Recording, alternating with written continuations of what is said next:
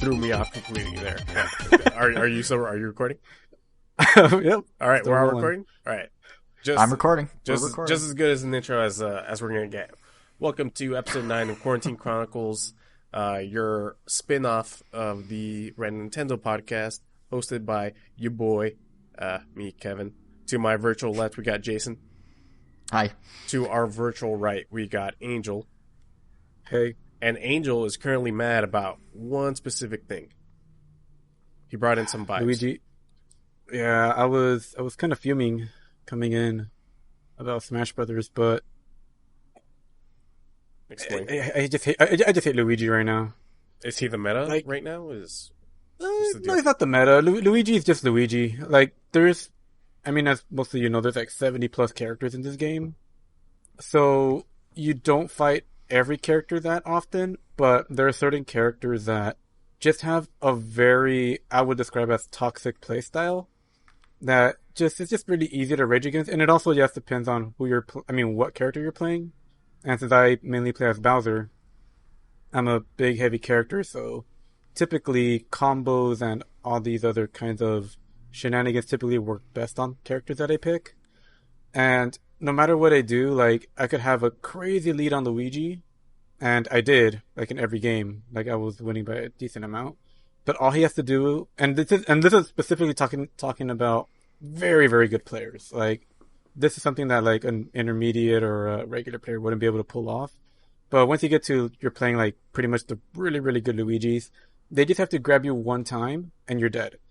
Like, that's literally it. So their game plan is literally just run back and forth away from you, shield everything, and just go for a grab. Just consistently go for grabs. And as soon as they go for that grab, it's just hit, up B. And you can mash the controller all you want. You could try to do your DIing and all these other tricks to get out of moves that usually work, but not on Luigi. And you're just dead. And there's nothing you can do about it. So it just kind of sucks that I have to, do a bunch of hits. I mean, normally, and it's kind of ironic, because usually as a heavy character, Bowser is someone that could get away with throwing out a couple hits and killing someone in like 4 to 5 hits. But, I mean, if I miss, I could get punished easily. If Luigi misses a grab, it's still kind of hard to punish him because he shoots a plunger out and he's kind of far away.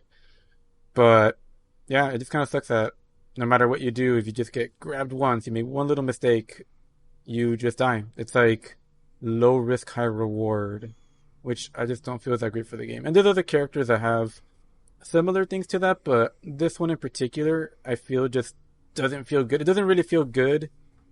It just doesn't feel good to play against the entire time.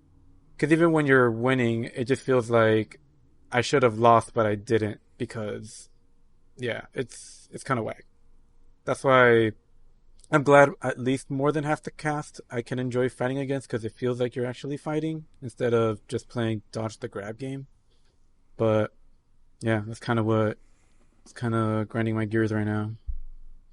Well, Grinding your gears seems generous. You were coming in being like, the worst thing in the world has happened. It's like a cancer on the game, and you summed up your thoughts better, but you were very mad at this. Yeah, because that was literally coming off of the game. I mean, when you take a step back, I mean, honestly, yeah, as annoying as Luigi is, oh wow, no, there really, I mean, I could still beat Luigi's like that, and I do, like, on average, I feel like I'll win about a little more than half the time against those Luigi, just because, by not fighting so many that only do that playstyle. Like, I have to really bait out the grabs just to get them, but it just, there's just certain characters like Luigi, Bayonetta, Joker is annoying for a different reason, but I wouldn't really call him like a problem to the game. He's just a really good character that, like, he just has like every kind of advantage that you would wish your character has, but you just kind of have to deal with it. I mean, but it's DLC, it's supposed to be exciting and cool, and I mean, he is a cool character, but yeah, there's characters like Luigi that just have that, that one little move they could just pull off and just instantly win, which kind of sucks. At least always been this insane in the Smash game. Yeah, historically, he's always been known as like the person that grabs. He's always been known for his grab combos. Like, well, the only thing is that before he wouldn't be able to kill you off of one. He would just be able to take you from like 0 to 80%.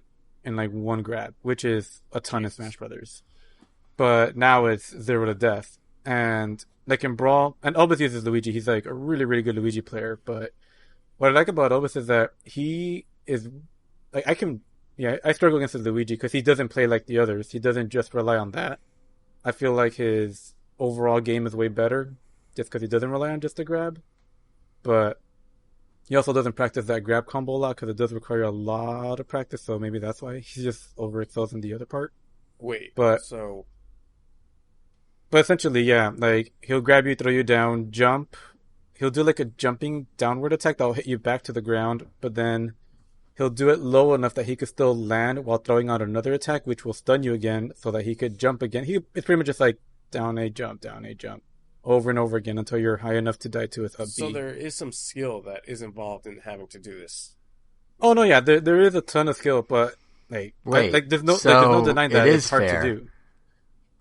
So if it requires skill to do the same way other characters require skill to do, it was like the wobble from Ice Climbers. Yeah, that's kind of how it was being presented initially. But if there's skill involved, they're just utilizing a skill that the game is allowing them to do, and you have to learn and practice and master. No, I mean Nintendo clearly didn't like want this to happen, and I mean they also didn't want wave dashing to happen, but look where that went in the melee days. Yeah, it got patched out in the melee days. Well, yeah, I mean, what are they gonna do? Patch it in? No, but my point is or fire.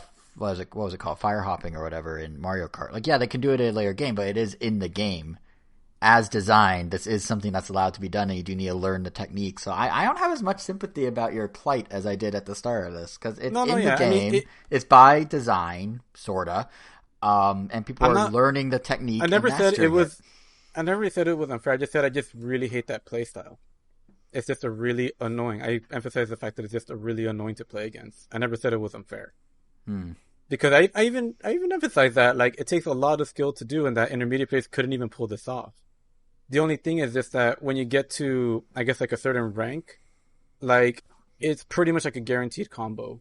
Like when you get to certain skills of players, like I wouldn't like at that point, like for that player, like it's not even like a difficult thing.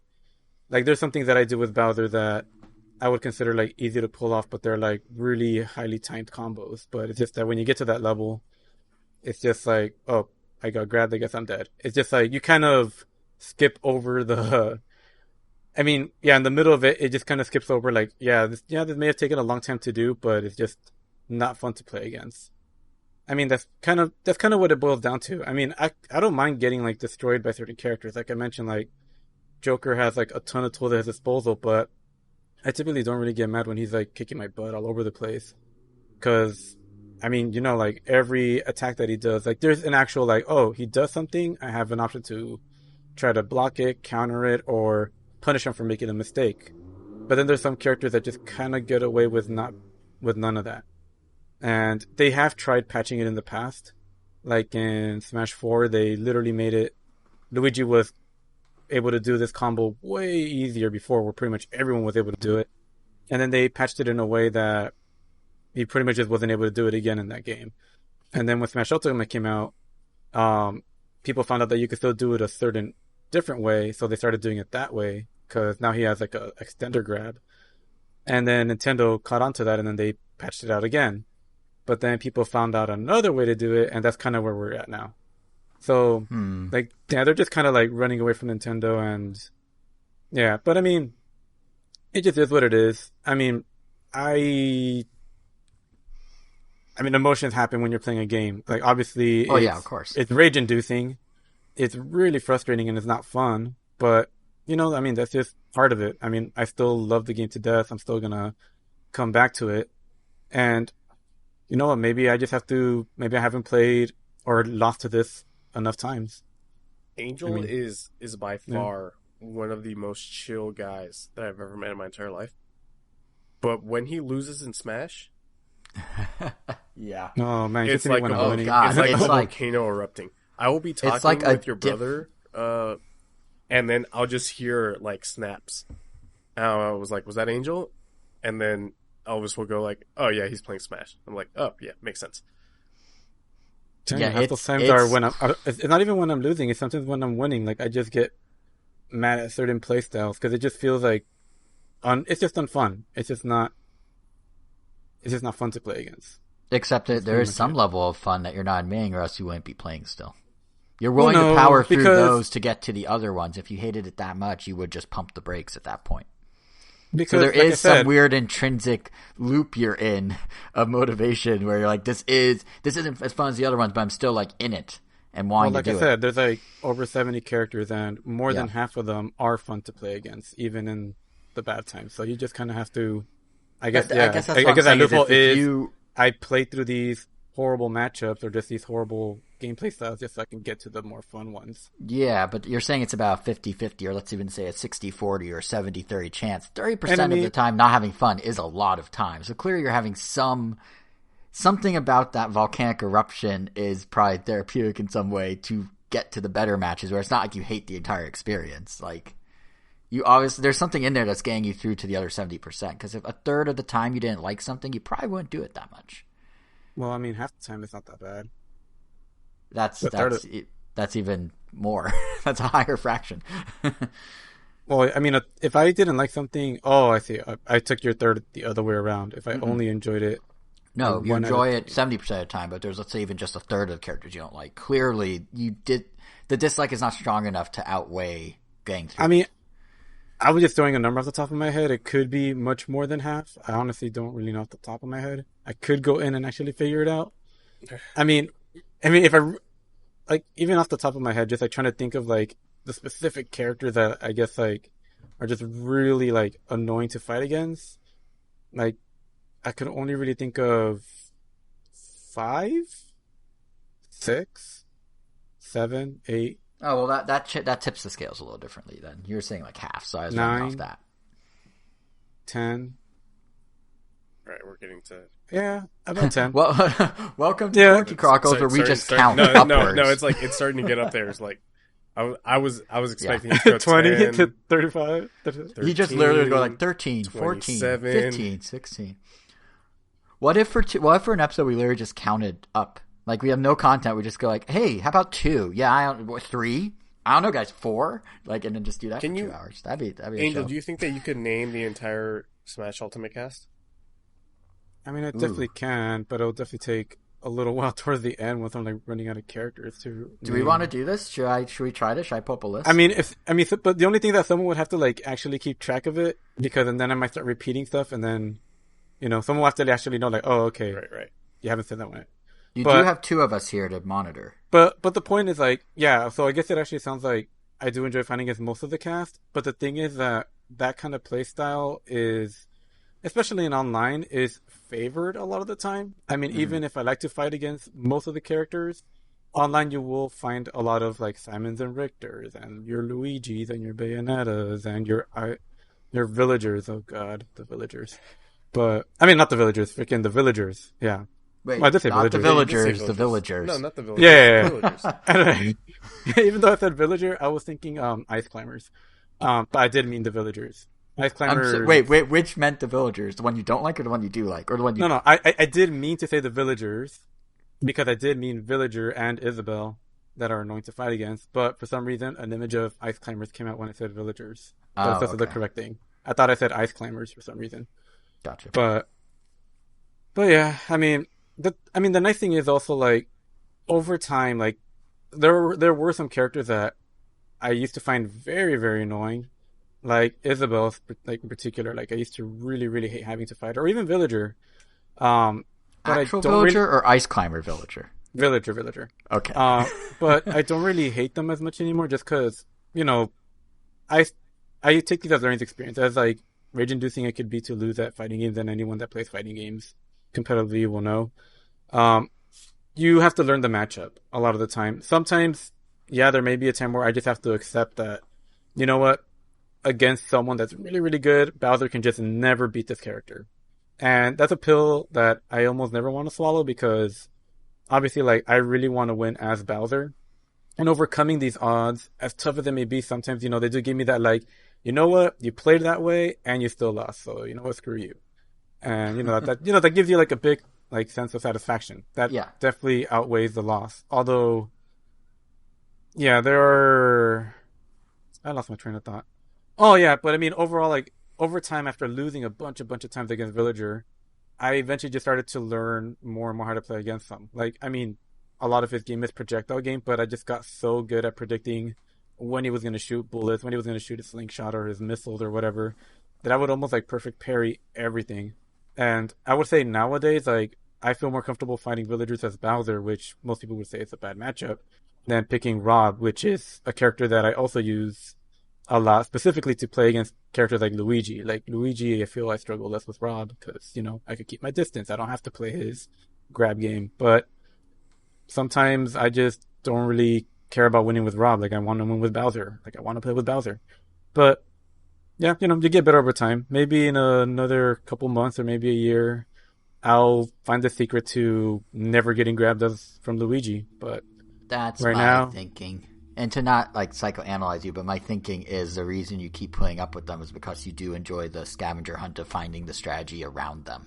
no, And even though and it's you're super frustrating, no, you no, don't yeah, hate you're it right. really. You just prefer. You just can't figure out the 'Cause code it will to be unlock, so to speak. because it will be that much more satisfying. And kind of like to the villager point, like that is a matchup where I used to consider like, oh god, a villager, like this is a guaranteed loss. To now it's like, all right, cool, let's do this. Like I know the little even some of like the Bowser specific tricks because Bowser has something called like tough guy ability where he just shrugs off like a bunch of attacks that are below a certain percentage. Like I'll just be able to keep walking through stuff and attacking through other things. And most people sometimes forget that and they get punished hard for it. So, you know, Bowser also has his annoying little things that I also hear from always time to time, like, oh, it's because it's Bowser. But, you know, Yeah. like you said, sometimes in the moment, yeah, I'll hate Luigi, I'll curse him, I'll wish like that character didn't exist in the game in the moment, but eventually when I do find the secret to beating him, yeah, it will make it all worth it. And I've seen that time and time again versus the foxes that used to torment me, the Marios, the oh god, Cloud. But you know, it's a yeah, it's a learning experience, and I mean that's gaming. I mean, once I throw in the towel, I mean, yeah, what's the point at that point? Yeah, yeah, and the only reason I was even able to deduce that that's what it was because with me, when I do one-on-one against you or like some of our other friends, eventually, you know, I don't mind, like I play casually, obviously, I don't really think about the strategy very much. In fact, my strategy is the anti-strategy, it feels like, but eventually I just grow tired of playing. It's not even like I'm frustrated and I need to power through it to get to something better. I'm just like, nah, I'm over it, and I'm done. And I know you're never like that, and that's how I know there's something else. That's how I got tipped off that, no, there's a strategy in there you're trying to find, that's what's motivating you. Because I know the strategy of not trying to find a strategy, and it just I just stop caring and just I'm not even mad. I'm just like I'm done and that's it. And I just want to do something else. And it's funny because like sometimes I'll need to get destroyed like initially. Like the other week I was playing against character was it? I think it was like a Falco, and oh no, it was a Kirby because they're also kind of crazy with the grabs and stuff like that. But yeah, essentially Not my Kirby, but yeah. Oh, well, yeah, your Kirby loves that B, which good Kirby Down is B. also Excuse you, down B. well both, but True. All either the way, Bs. B's yeah, all on the B's. Bs. But yeah, like Kirby's like they can also be really annoying, and there was even a match where, like maybe like the first two stocks, first two lives we played with 3 lives. I recall like not being able to land a single hit. It was just like the most like excruciating like experience. I'm like, what am I doing wrong? Like I just can't land a single hit. That I almost kind of like for a couple seconds like I just stopped like pressing the like I stopped pressing buttons. Like I kind of just like I'm done with this game. And like I ended up losing that game. Like I kind of just like kind of stopped trying. Like I just if anything I stopped trying, but like I just like kept observing Kirby. I'm like, all right, what is he doing? And then like the next game, like I brought it a little closer. I still lost, but like I think we were both down to like our last game, and then luckily this person kept rematching me. That's the thing about this game. Like most people will leave after one game, or you'll beat them like twice, and then they'll beat you once, and then they'll leave. But this Kirby, he just kept playing me over and over again, and I'm thankful for that because after the second game, like I was able to beat him like 3 or 4 times in a row, and then he left eventually, and I was like, cool, like I figured him out. But yeah, that's Smash Brothers, and I mean it's the only game I guess I ever feel like I understand at that point. Like I wish I could be good at Street Fighter or Injustice and play as the Ninja Turtles, but I don't know what it is about traditional 2D fighters that, and you know, characters are facing each other. You're in a more limited plane, and it's a much more footsie game. It's much more about like very specific spacing and like throwing out. I mean, it is kind of like Smash Brothers, but Yeah, I was about to say, it just very footsie. I mean, it kind of is. I mean, it's like I mean, I guess all fighting games are kind of footsie, but I guess like since Smash Brothers is more like more open and more of like a platformer, it just plays like a platformer, and I feel like it just clicks. Like I get it, versus like a fighting game where I sometimes just get confused. Because if for a fighting game, traditional ones at least, there are a lot of like, I don't know. I guess there's a difference between combos and strings, and I guess for those that don't know, combos are literally you input command one right after the other, and everything will hit in a straight line. And as soon as you land that first hit, you pretty much get the rest of the combo, and you succeeded. Right. But in Smash Brothers, while there are some combos, like there are some things you can't escape, kind of like the Luigi one, like that you could consider an actual combo. But I would say like 80% of the time, you're dealing with strings. And that means that after every hit, there is essentially a chance that your opponent can get out of it if they either hold the analog stick in the right direction, or if because some attacks like Bowser's, for example, if I throw out AA, he throws out like 2 big punches and knocks my opponent forward, they'll land on the ground, and if they react fast enough, they can tap a shoulder button and immediately stand up or roll in a direction. But if they don't, if I catch them in that like 4-frame minute, or that 4-frame window that they land on the ground, I could run up and punch them once, and then they'll be stuck on the ground, and then I could space out another punch, and then I could punish them for like a bigger hit, or restart the combo, or restart the string and do something else. But essentially, you're able to get out of situations a lot easier in Smash Brothers if you out-predict your opponent. But if your opponent is predicting that you're going to do a certain thing to get out of it, they can opt to do something else that could get you out of that. And then it just kind of gets like into that mind game, well, if they see that coming, then they'll do this other thing. And then if they see that coming, then maybe they'll go back to the first thing. Which to me makes it more exciting, because it makes every game feel that much more almost not random, but like every fight just feels like incredibly unique. And I know everyone can say that about every fighting game, but I guess it's just how, I guess that's what I get from Smash Brothers. Think about how much you more gotta give credit. it would be if you added items to the mix. Oh, I mean, I love playing obstacles with items. I mean, I am all for playing like with that stuff casually. Like it's always fun, but I mean, I do love my competitive side, but I'm also down to play with items. I'm not like other people that will refuse to play the game with them at all. Like if anything, when the game first came out, like I wanted to try out every item and every stage hazard and play with Pokeballs or like random stuff like that. And my brother typically would rather not do that. They would just be like, oh, we're just wasting time. But, you know, I wish more people could do a little bit of both. Well, I think you sort of dodged around. Dodge, because we're talking fighting games. No, I think you sort of dodged around an interesting point about Smash, though, with how you talk about like strings versus combos and items and everything. The game inherently was not designed like a traditional fighting game.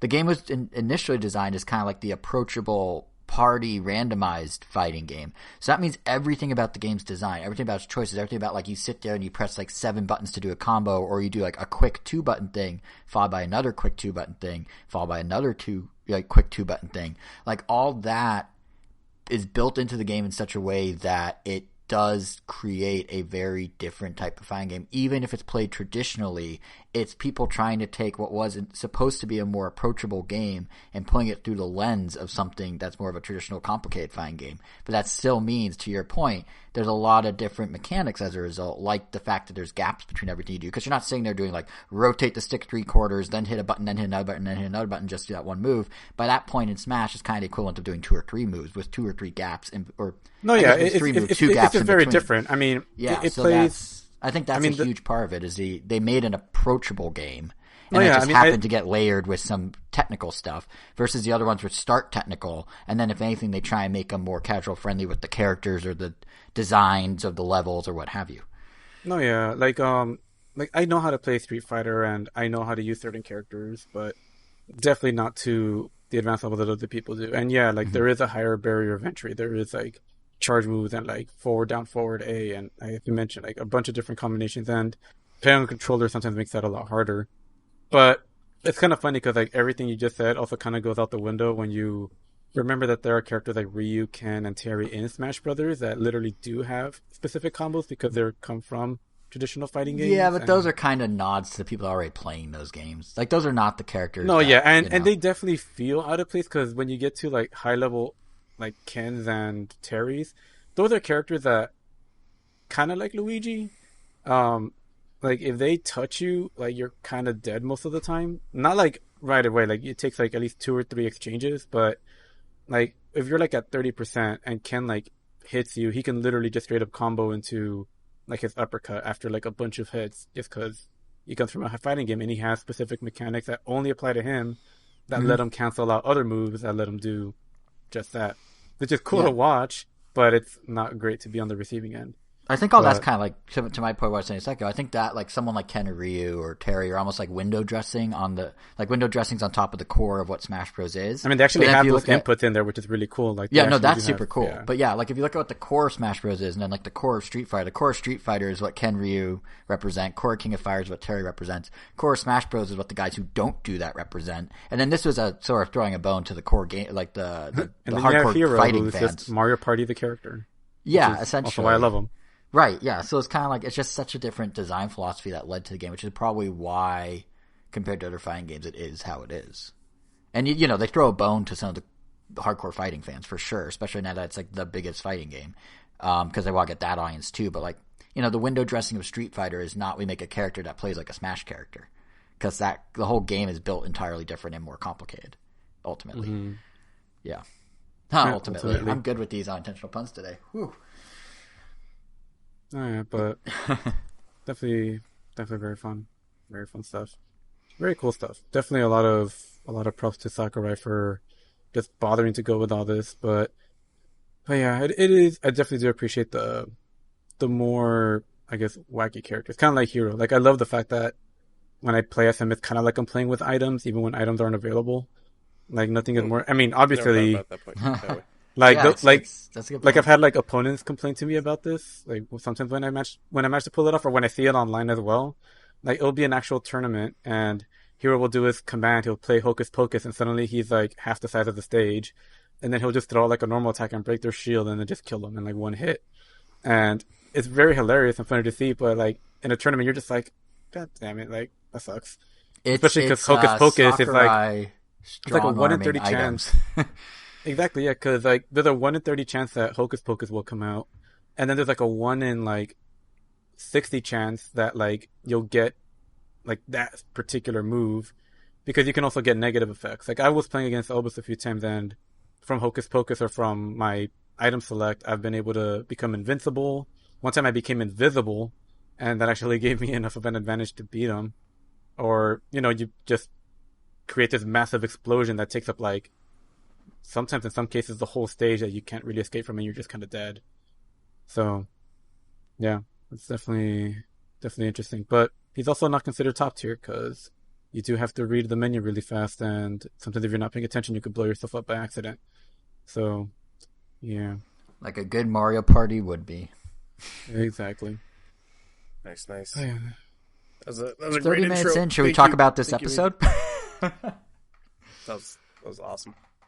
Thank you. Thanks for giving me that a moment to decompress and just absolutely vent and reflect. I feel like it did start from like venting to just like I am now one with myself and I understand Smash Brothers is. It was a moment, to use a Daily Show term. It was a moment. It's a moment of clarity. It was a moment of clarity. Yeah. Great, because I have something to counter that.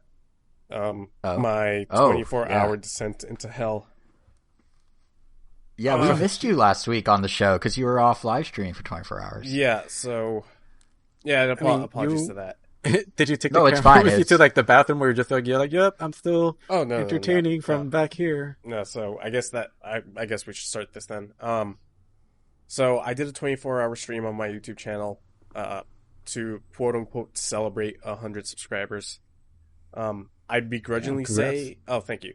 I'd begrudgingly say celebrate because honestly, doing that 24-hour stream was done out of spite, it wasn't done out of gratitude towards everybody that followed me.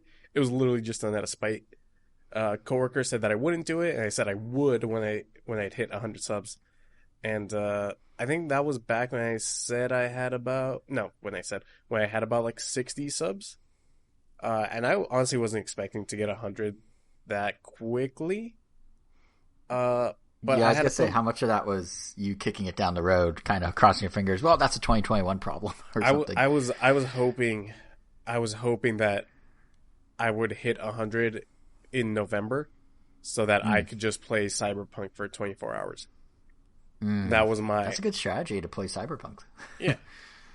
But clearly that didn't happen. So I made my bed, so I had to play in it. I've been streaming for about 9 months now, and I slowly gained momentum this last month. So I was about in the mid 80s, and another streamer posted it on his Instagram to get me to 100 subs, and that's basically what sealed the deal. I always thought that like a 24-hour stream was going to be fairly easy, and interrupt me whenever you guys have questions about this. But There's so many. yeah, so I thought it was going to be fairly What'd you easy. eat? What I eat? Oh, well, we'll get to that. I've been up for 24 hours before multiple times. I'm sure you guys have as well, right? Like you guys have pulled all-nighters. I'm sure you have. Yeah, Don't I've done think 24 I've done hours 20 before. I don't think I've done 24 hours. I've definitely never done like done till 24 hours? sunrise. Sunrise, I don't but at think what time so. did you wake up like the day before? Definitely Like late a few times morning. in college. Yeah, I don't think I ever did in college. I think like the closest was like either in college. I know we did a couple times. Like we went to Vegas once and went and got. We basically it was like 4 a.m. Like we should go to sleep, and then we're like, or if we stay up only 3 more hours, we could go get this cheap breakfast off the strip of like steak and eggs. So we decided to do it. But I think I got up at like 10 the morning before, so even that wasn't 24 hours. I don't think I've ever done 24 hours. Weird. I remember that. I think Yeah, you were there. You both yeah, were I was there. yeah. I busted my Yeah. knee trying to man. get to that Yes. hotel. That was I Yes, think it that was was you that or trip. someone that described it as like you got your knee shattered, and that just sounded like, oh god, I just can't picture that. Yeah, Yeah, I think you I literally walked like, into oh, I a shattered mirror. my knee. I'm going back. We're like, what? And this is at like 10 at night when we were first leaving for the night. Yeah. I remember waking up in the hotel room and like Elvis was right next to me.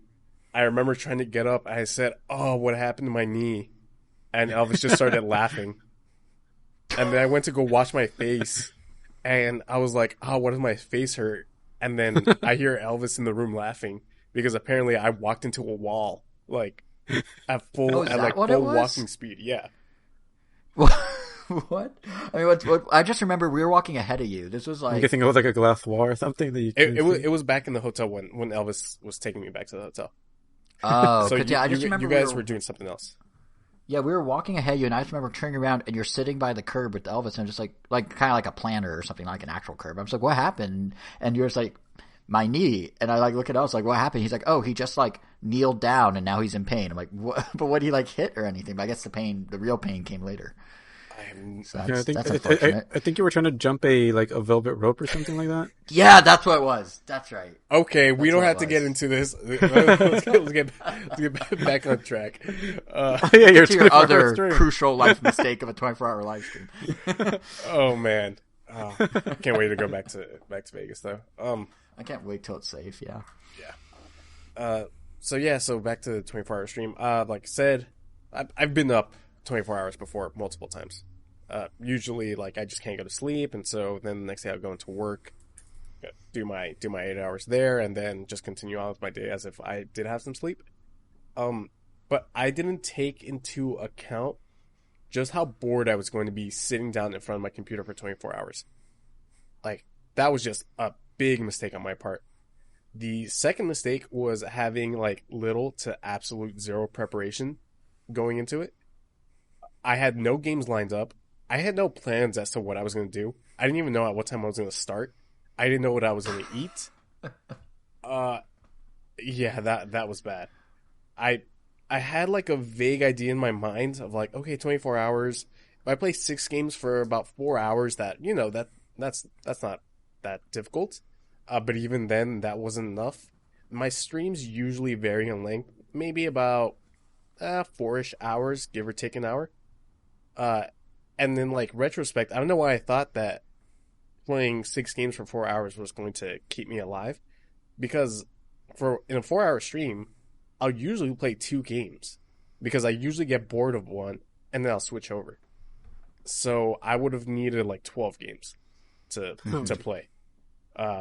Which, Jesus Christ. I have an extensive Steam library, but I guess, yeah, they're mainly like single player games, and playing a single player game for 1 hour and bouncing out to the next one didn't seem like a good idea. Mm-hmm. Yeah, so what did you play over the course of the 24 hours? Which So games? I Fall Guys. Yeah, so I played Overwatch, Valorant, Apex Legends, Dark Souls 3 at some point, Fall Guys, Fortnite for like 20 minutes until I realized how much I hate that game.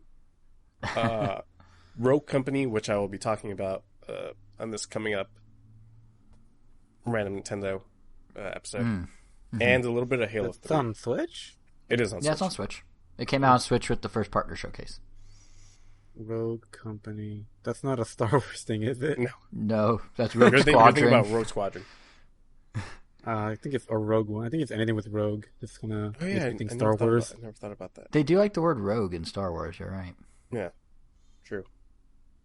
So I started at 7:30. Oh, okay. So here's the timeline, and like I said, stop me at any point when you want to ask questions. So I started at 7:30, and unfortunately, I started maybe about 20 minutes after the news broke that Chadwick Boseman had passed. Which, rest in peace, King. Good actor. But Can we just point out real quick, actually, how amazing it is that he did all those movies with all that physicality and didn't bat an eye at having to do that in tandem with his treatment and didn't tell anyone and just powered through and like visited kids in hospitals while he himself was going through treatment and like just like literally lived his best life. Like, it's crazy. Yeah, absolutely. That he was able to juggle that and like pull it off. Like, good for him. I mean, it's unfortunate he passed, of course, but like good for him that he really saw his life to the fullest that he could. Yeah, absolutely. Like, and I did mention that on my stream. Yeah. Like, he did 3 of like the highest grossing movies of all time, right? Mm-hmm. Yep. Like and the first black-led $1 billion movie, which was super physical, and he had to be like really in shape for it because they're like all these scenes where he's fighting shirtless and stuff. Like, it was crazy. It was crazy, insane. Rest in peace, Chadwick Boseman. So I started around 7:30, played a little bit, and by midnight I was still feeling good, maybe a little bit tired, but still like, I was still able to function. Because 7:30 to midnight, that's 5 hours. That's an average stream for me. But like usually around midnight, I'll end it and go to sleep with just enough tiredness to make me go to sleep quick enough. Were you gonna say something, Jason? No, I was just saying, right? I was agreeing that that doesn't sound too Yeah, grueling. that was just a Friday. Yeah, that was just a regular Friday stream. It wasn't until 2 a.m. that I started to feel boredom. And, like, not even just outright tiredness, just boredom. Especially because that was the point where like many of my viewers started going to bed. And so then from there, I was just trying to wing it a little bit.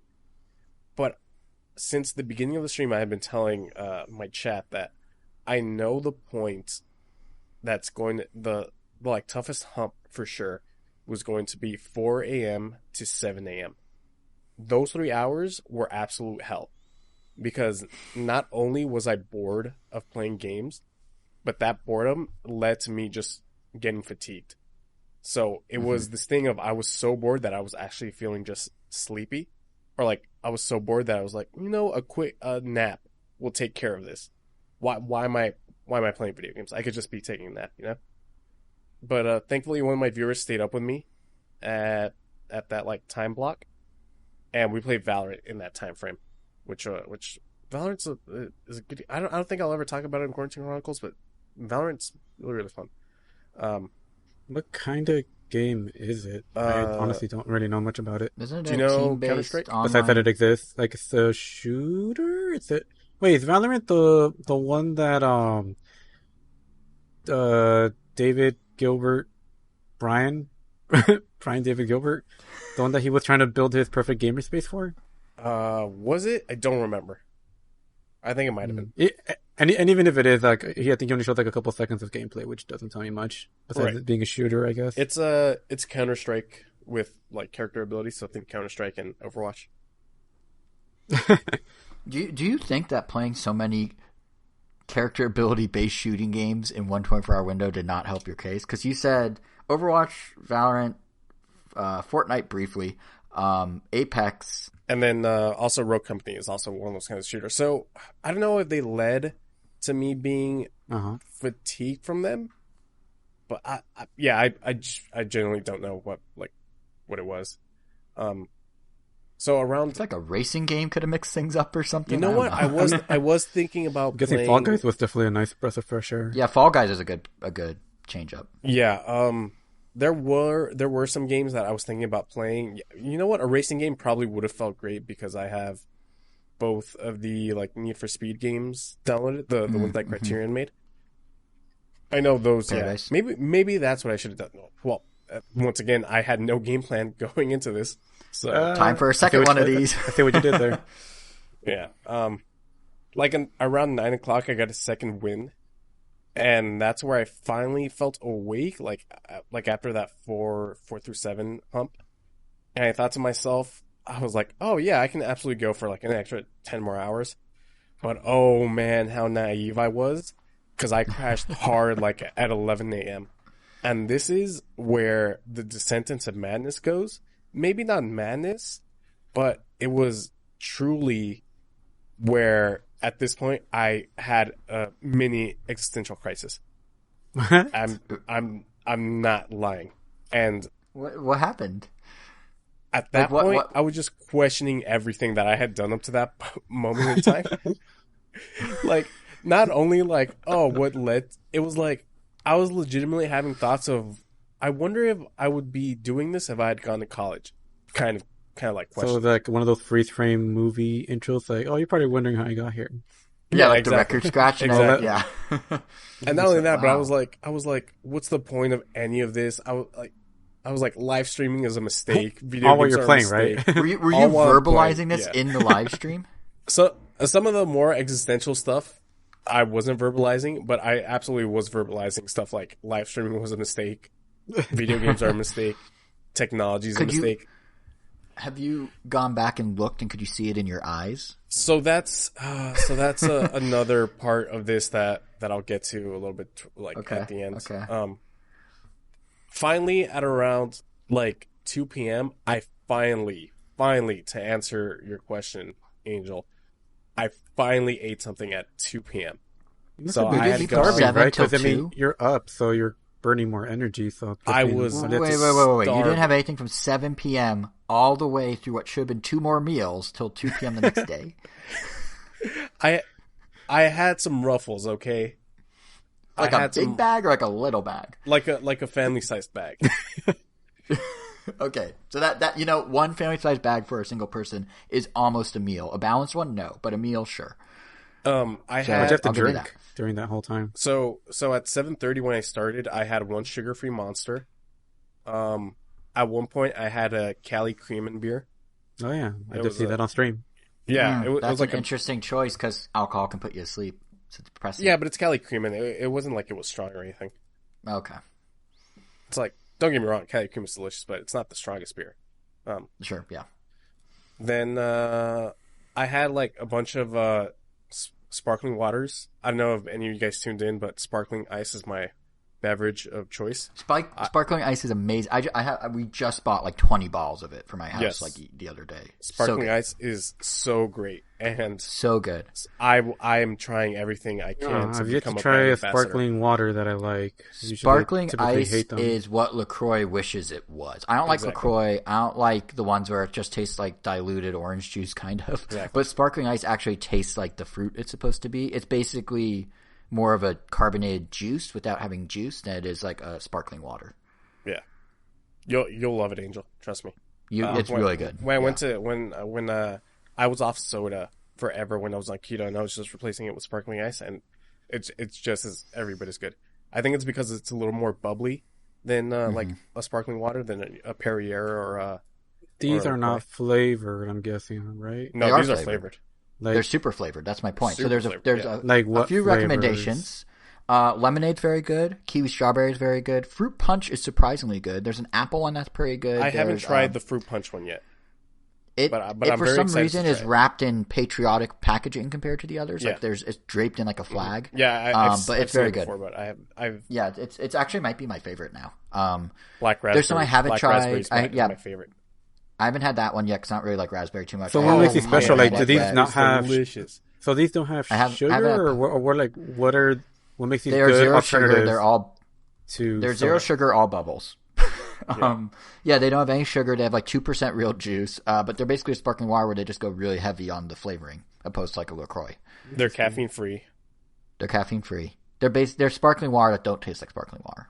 Like, don't get me wrong. There's probably some So it sugar tastes alternative like in this. soda. They taste kind of like, they have actual flavor. They don't taste like soda. They taste, I think the best comparison is like a bubbly Snapple, maybe, Interesting. but not as sweet. Sparkling ice, They're get at good. me, They're good. please. I would love to become your Yeah, brand hit us ambassador. up. We'd love to open every episode with brought to you by Sparkling Ice and then a refreshing sort of thing. Yeah, I love. Oh sparkling man, ice so in much. this heat, that'd be nice. Yeah, so I had maybe about 6 sparkling ices, black raspberry. I had one bottle of water.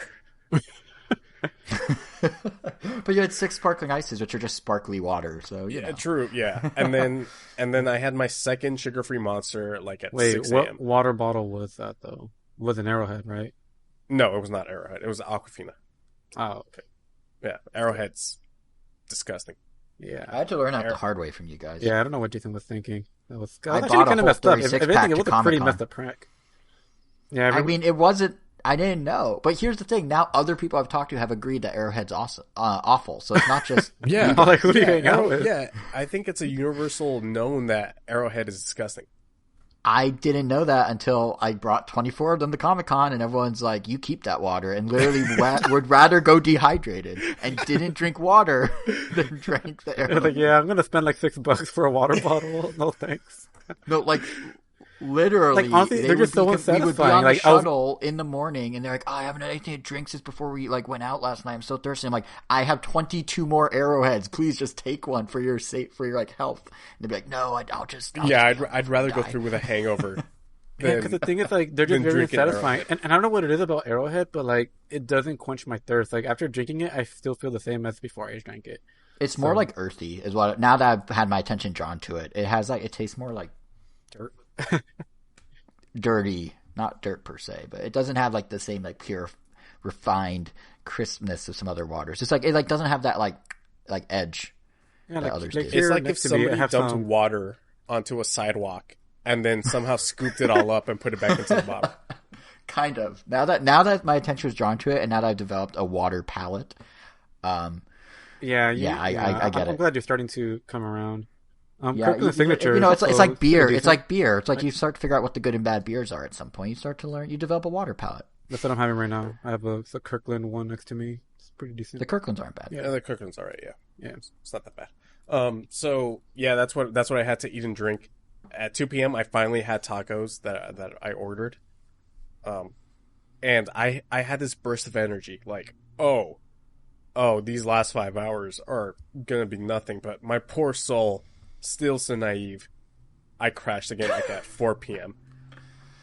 It was Did you eat the tacos on the stream? Did you turn it into like one of those mukbang videos where people watch you eat? absolutely not. My stream will forever be a mukbang stream. I've had viewers who are like, "Are you gonna do a mukbang stream?" And I timed them out because I don't want any of that mukbang propaganda in my chat. Propaganda. So, yeah, so I eat fair. Who talks about mukbanging in my my stream. Mukbanging? Is that By the way, do you Pokemon related? realize? No, it's The not. muk- No, it's videos of. I think it started in Korea, right? Videos of just people Yeah, it eating was in food, Korea. and you just watch them eat, and they're not necessarily talking to you. They're sitting there enjoying their food, slurping away, and you're just like, it's like some sort of weird food ASMR, I guess. I don't really quite get it either, but Yeah, absolutely. But that sentence, by the way, what a 2020 sentence. You know, how you're saying that you don't let people talk about mukbang and you yeet them out. Like, ask a parent what that means, kids, and they will have no idea. Yeah, true. The thing about the second crash was there was no existential crisis. At that point, it was just mental and physical pain as I was trying to force my eyelids to stay open and my mouth to stay closed so I could stop yawning. At one point in the stream, I did look up what happens like if you hold back a yawn. because people say like, oh, you shouldn't hold back a sneeze. You should absolutely let it out. And I'm a person that always tries to hold back a sneeze. But do you guys know what happens when you hold back a yawn? I know as a kid when I held back a yawn in class, I felt so proud that I hit it. But I don't know what it does to my body. All the time. Wait, no, so what happens? Do you know what's happens? The outcome when you do? So, according to one anonymous user in 2009 on Yahoo Answers, said that I would lose my citizenship and my penis would fall off at the same time. Oh, okay. Yeah. Well, I can last time I checked, disprove that. At last time I checked, my penis is still attached to my body, but I still haven't confirmed my citizenship, so I might be screwed there. Yeah, the last leg. Well, let us know. Keep us posted. 4 p.m. to the end of the stream was definitely tough. I think you could see it. My eyes were bloodshot red. At some point, Angel, your brother-in-law, showed up in the chat and was like, "Yeah, you need to come see us, because you absolutely damaged your eyes." Oh yeah, he's an optometrist for those at home. Yeah, my sister and brother-in-law. Yeah, they're optometrists, and I'm gonna go see them in about 2 weeks. I hope your eyes are okay. I hope your soul is okay. It looked like I had jaundice. Like it looked like I had Hep C, honestly. And that's off one day. And that's off one day. One day of staring at 3 screens and trying to play video games at I'm already mediocre at games. Now imagine with almost no sleep. Oh God, you'd be at my level at that point. That'd be awful. Yeah, that last block was tough, but I was playing with I was playing Fall Guys with my buddy who said that I wouldn't do it. Man, did I whoop him so hard in that Fall Guys? I had 2 back-to-back. Oh man, that makes it even better. That makes it all worth it then. I felt so then proud. The spite paid off. Yeah, and then finally around 7:30, I finally finished. I thanked everybody who was there, which I am thankful for anybody who might have tuned into that. Did you tune in at all, Jason? I did not because I wasn't home, but I do want to go back and watch it. I wasn't home, and it's the internet. You have to be home. Well, here's my question: if I wanted to go watch it, or if a viewer wanted to go watch it, did you archive it to be viewed? And if so, where can it be found? Okay, so my YouTube channel is now official. I finally have a URL. Because as soon as you hit 100 subs, you can get your custom URL. Oh, so on YouTube, I'm finally. Do we have that? No. so we do kind of. You could do /RAM_Nintendo.com, but we don't have a vanity URL in the same way. Oh no! Like same thing. Like you could find me at youtube.com/kvngomi. And that goes over my page with a bunch of the VODs of the streams. So it breaks my heart. YouTube does this thing where when you live stream, obviously they're hosting the stream, but they also have to host the video and they have to process the video. The processing for the 24-hour stream has not happened, and I don't think it ever will. I have a way you might be able to trigger it. Go in and try and edit something in the video and then try and publish it or add it to a playlist and it will kick it in. That has happened for me when uploading our show sometimes. I might try that then. Yeah, because I want to watch it. So I just wasn't around at the time it was airing, but I want to watch it very much. Yeah, I also want to watch it. I also want to download it so that I can make a highlights video. Yeah. And I was like, oh, I'll do it a month at the 1 month anniversary, or maybe even the 1 year anniversary, and it would be my first full video that I upload to the channel. But yeah, that was a 24-hour stream. I like I said, once I thanked everybody, I took a melatonin on stream, so that I wouldn't knock my ass out ASAP. I took a celebratory shot of Don Julio 1942. That I had that's my dad's bottle, but he's never gonna drink from that, so it's all right. And then I went to sleep at 8 p.m. Then I woke up the next day I think I woke up at 7. I said nope and went back to sleep, and I woke up at 12:30. I still had a shift that I had to do at work. Did you feel okay waking up the second time? Oh, like, did you actually feel normal? Yeah, I was like refreshed, but I still had mental scars of the stream. For sure. Oh, of course, yeah. I still have freaking flashbacks. It's terrible. It's weird. Yeah, that was my ruined streaming for you though? Like, streaming after that, have you been like, I don't enjoy this as much anymore, or you're like, all right, it's kind of back to normal? It's definitely more back to normal. I remember at the end of the stream, I was like, I'm not touching a computer for the next week. But, like I said, I'm very naive. So, I think the next day or the day after, I went back to streaming, and everybody was like, "Oh, so are you gonna do 48 hours for your 200 subs?" And I yeet them from the chat for even trying to suggest that, for even bringing that up. Yeah, for my 200 subs, I'm doing a nice 2-hour stream. Even less of my average, because so when you hit 1,000, is it like 1 minute the stream at that point? No. I think if I ever get to 1,000, Lord knows when that would happen. But if I ever get to 1,000, I definitely will do another 24-hour stream. But actually plan it out this time. Having a schedule would definitely be cool for games. I'm sure it would make time pass by a lot faster as well. And it'll also help people know if they want to hop on a game and play with you, what time to like tune in and stuff. Yeah, absolutely. Like I said, also schedule more meals. Be sure to schedule some meals. Get lots of sparkling ice breaks. Like, have them designated. Be sponsored by them. Maybe sleep the whole day before. Yeah, true. Well, that's always hard because you can't really like force yourself to sleep more than you're tired for, knowing you're going to be tired later. But stay up 24 hours a couple days before that. That way, funnily enough, I was actually there was 2 dates that I had in mind, which was the Friday into Saturday that I did, so the 28th into the 29th, and the other day was going to be tomorrow, actually, the 6th into the 7th, because I have a 3-day weekend. I'm sure you guys have 3-day weekends too, right? Yep. Yeah. Or today when this podcast goes up. Oh yeah, absolutely. Like thinking in the future, which also slight correction. I guess we do have a vanity URL. We just don't. It's just not labeled as such in YouTube because we have the exact same URL as you. So I retract my no. But yeah, I was thinking about doing it this 3-day weekend because it would have been so much easier. I would have had an entire week to plan it out. I was like, I got my 100 subs. I stopped streaming. I didn't stream for like 2 days, and then the day before, I streamed for like an hour and a half just to like announce, hey, tomorrow it's going down, and then I went to work at 6 a.m., got home like at 4, and took a 3-hour nap. That was my sleep before the stream. Is what drove you to do it last week the spite of proving the coworker wrong? Is that why I couldn't wait the week? Absolutely.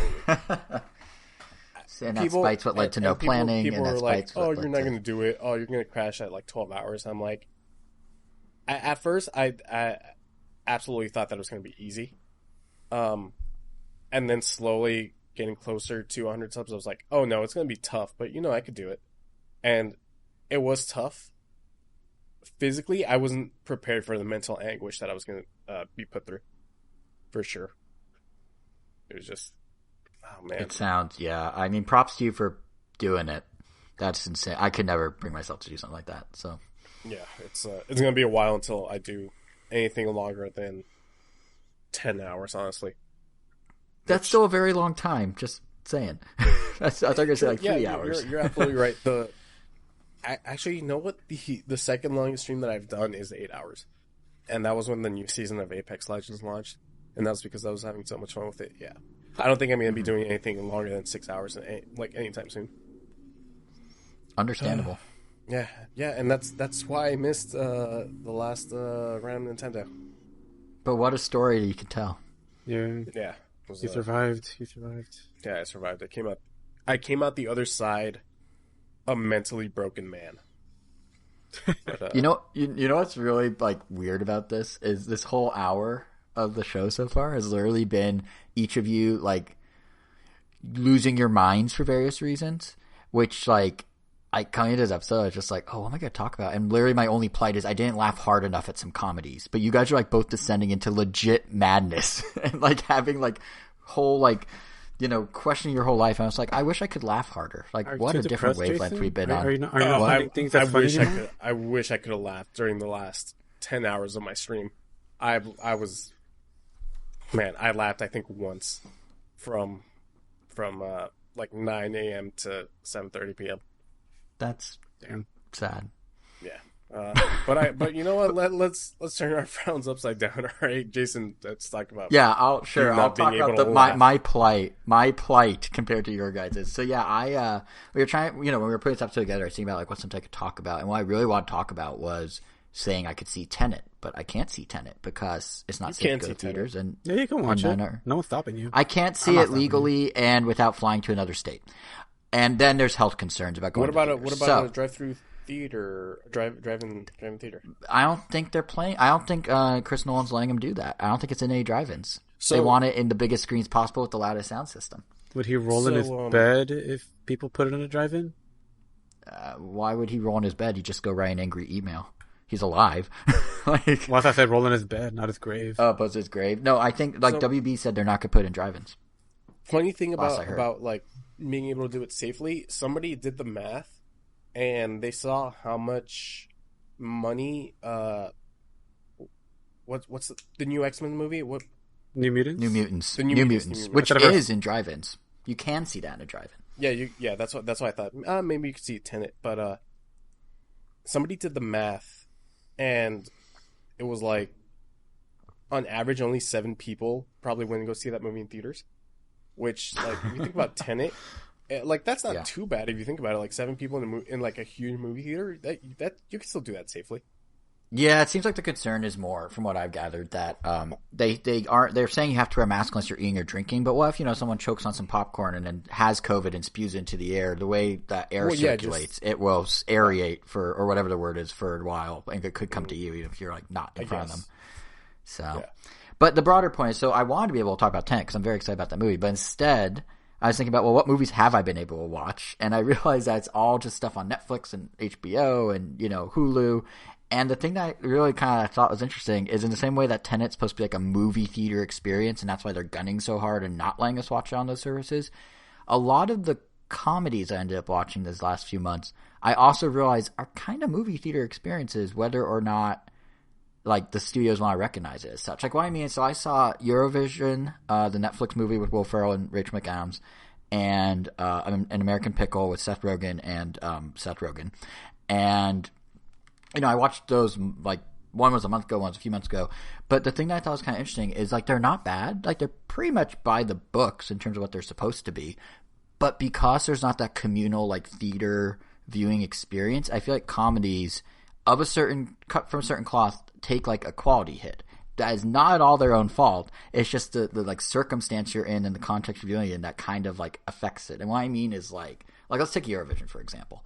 So this is basically a Will Ferrell movie in the style of all his others, like in the style of Anchorman, in the style of Talladega Nights, in the style of that whole era of comedies where it's like, what if we take a kind of real thing and put this super like kind of dumb, naive person into that situation who somehow gets by, but in the most backwards ways, and then make a movie about their crazy experience. And there's always some little lesson about like the importance of family or friends or whatever along the way, but it's really just like, look at how like absurd what should normally be a normal thing can become. And Eurovision's like little twist is, of course, that Eurovision itself, the singing competition, is already absurd. So it was like absurd on top of absurd. But like the check boxes were all there to like check off for Eurovision. Like they got, Will Ferrell with a wig doing a weird accent that is not consistent. They have like these kind of ridiculous set pieces where things go totally off the rails that shouldn't normally. They have the like actor you wouldn't expect to be a father figure. Look, Pierce Brosnan is his dad. How random is that? Like they have all the things, and they even have things like, oh, there's a scene where he's interacting with a dog, kind of like how he did in Anchorman with Baxter. Like they have all the like check boxes and all the like bits and everything kind of like are in that line of like train of thought. But what I realized is if there's not a crowd around you, at least for me, I don't laugh as much. Like I will smile at a joke, I will be like, huh, okay, I see what they did there, type of thing in my head. But unless there's like a group of people, the whole movie doesn't feel as funny because like laughter, I don't know if this is true for you guys, but for me it's kind of infectious, right? Right. So, wow, yeah. I feel sorry for you. Well, no. I don't mean I won't enjoy it, but I mean like laughter is infectious in the sense of, sure. Yeah. But so what if I get I'm from that watching is a like, movie, is this funny? I don't have people around me to tell me if this is funny. No. What I'm saying is I can find something humorous and be like, huh, or whatever in my head. But like if someone else laughs out loud at it, laughter's contagious, kind of. So like other people laughed out loud, you laugh out loud, and then when you come out of the movie, you're like, oh, I literally laughed a lot. that must have been really funny. Even if the joke itself was kind of, like, I went back and watched Talladega Nights like years later, I think with you actually, Angel, and it didn't feel the same as when I saw it in a theater full of people laughing. Like, the jokes were the same, the quality was the same, everything was the same. I saw the humor, but it didn't resonate as much because there wasn't like that communal experience. To be fair, like, that might be just because you've already seen the movie in. Like, maybe, but now Eurovision kind of proves my theory though. I saw Talladega Nights at the time, like it was like 12 years apart or something, so I don't remember every single joke. There's a lot I didn't remember. But yeah, I don't know. So it's kind of like this weird thing where it's just like the humor's the same. Like, Will Ferrell doesn't change his style of humor.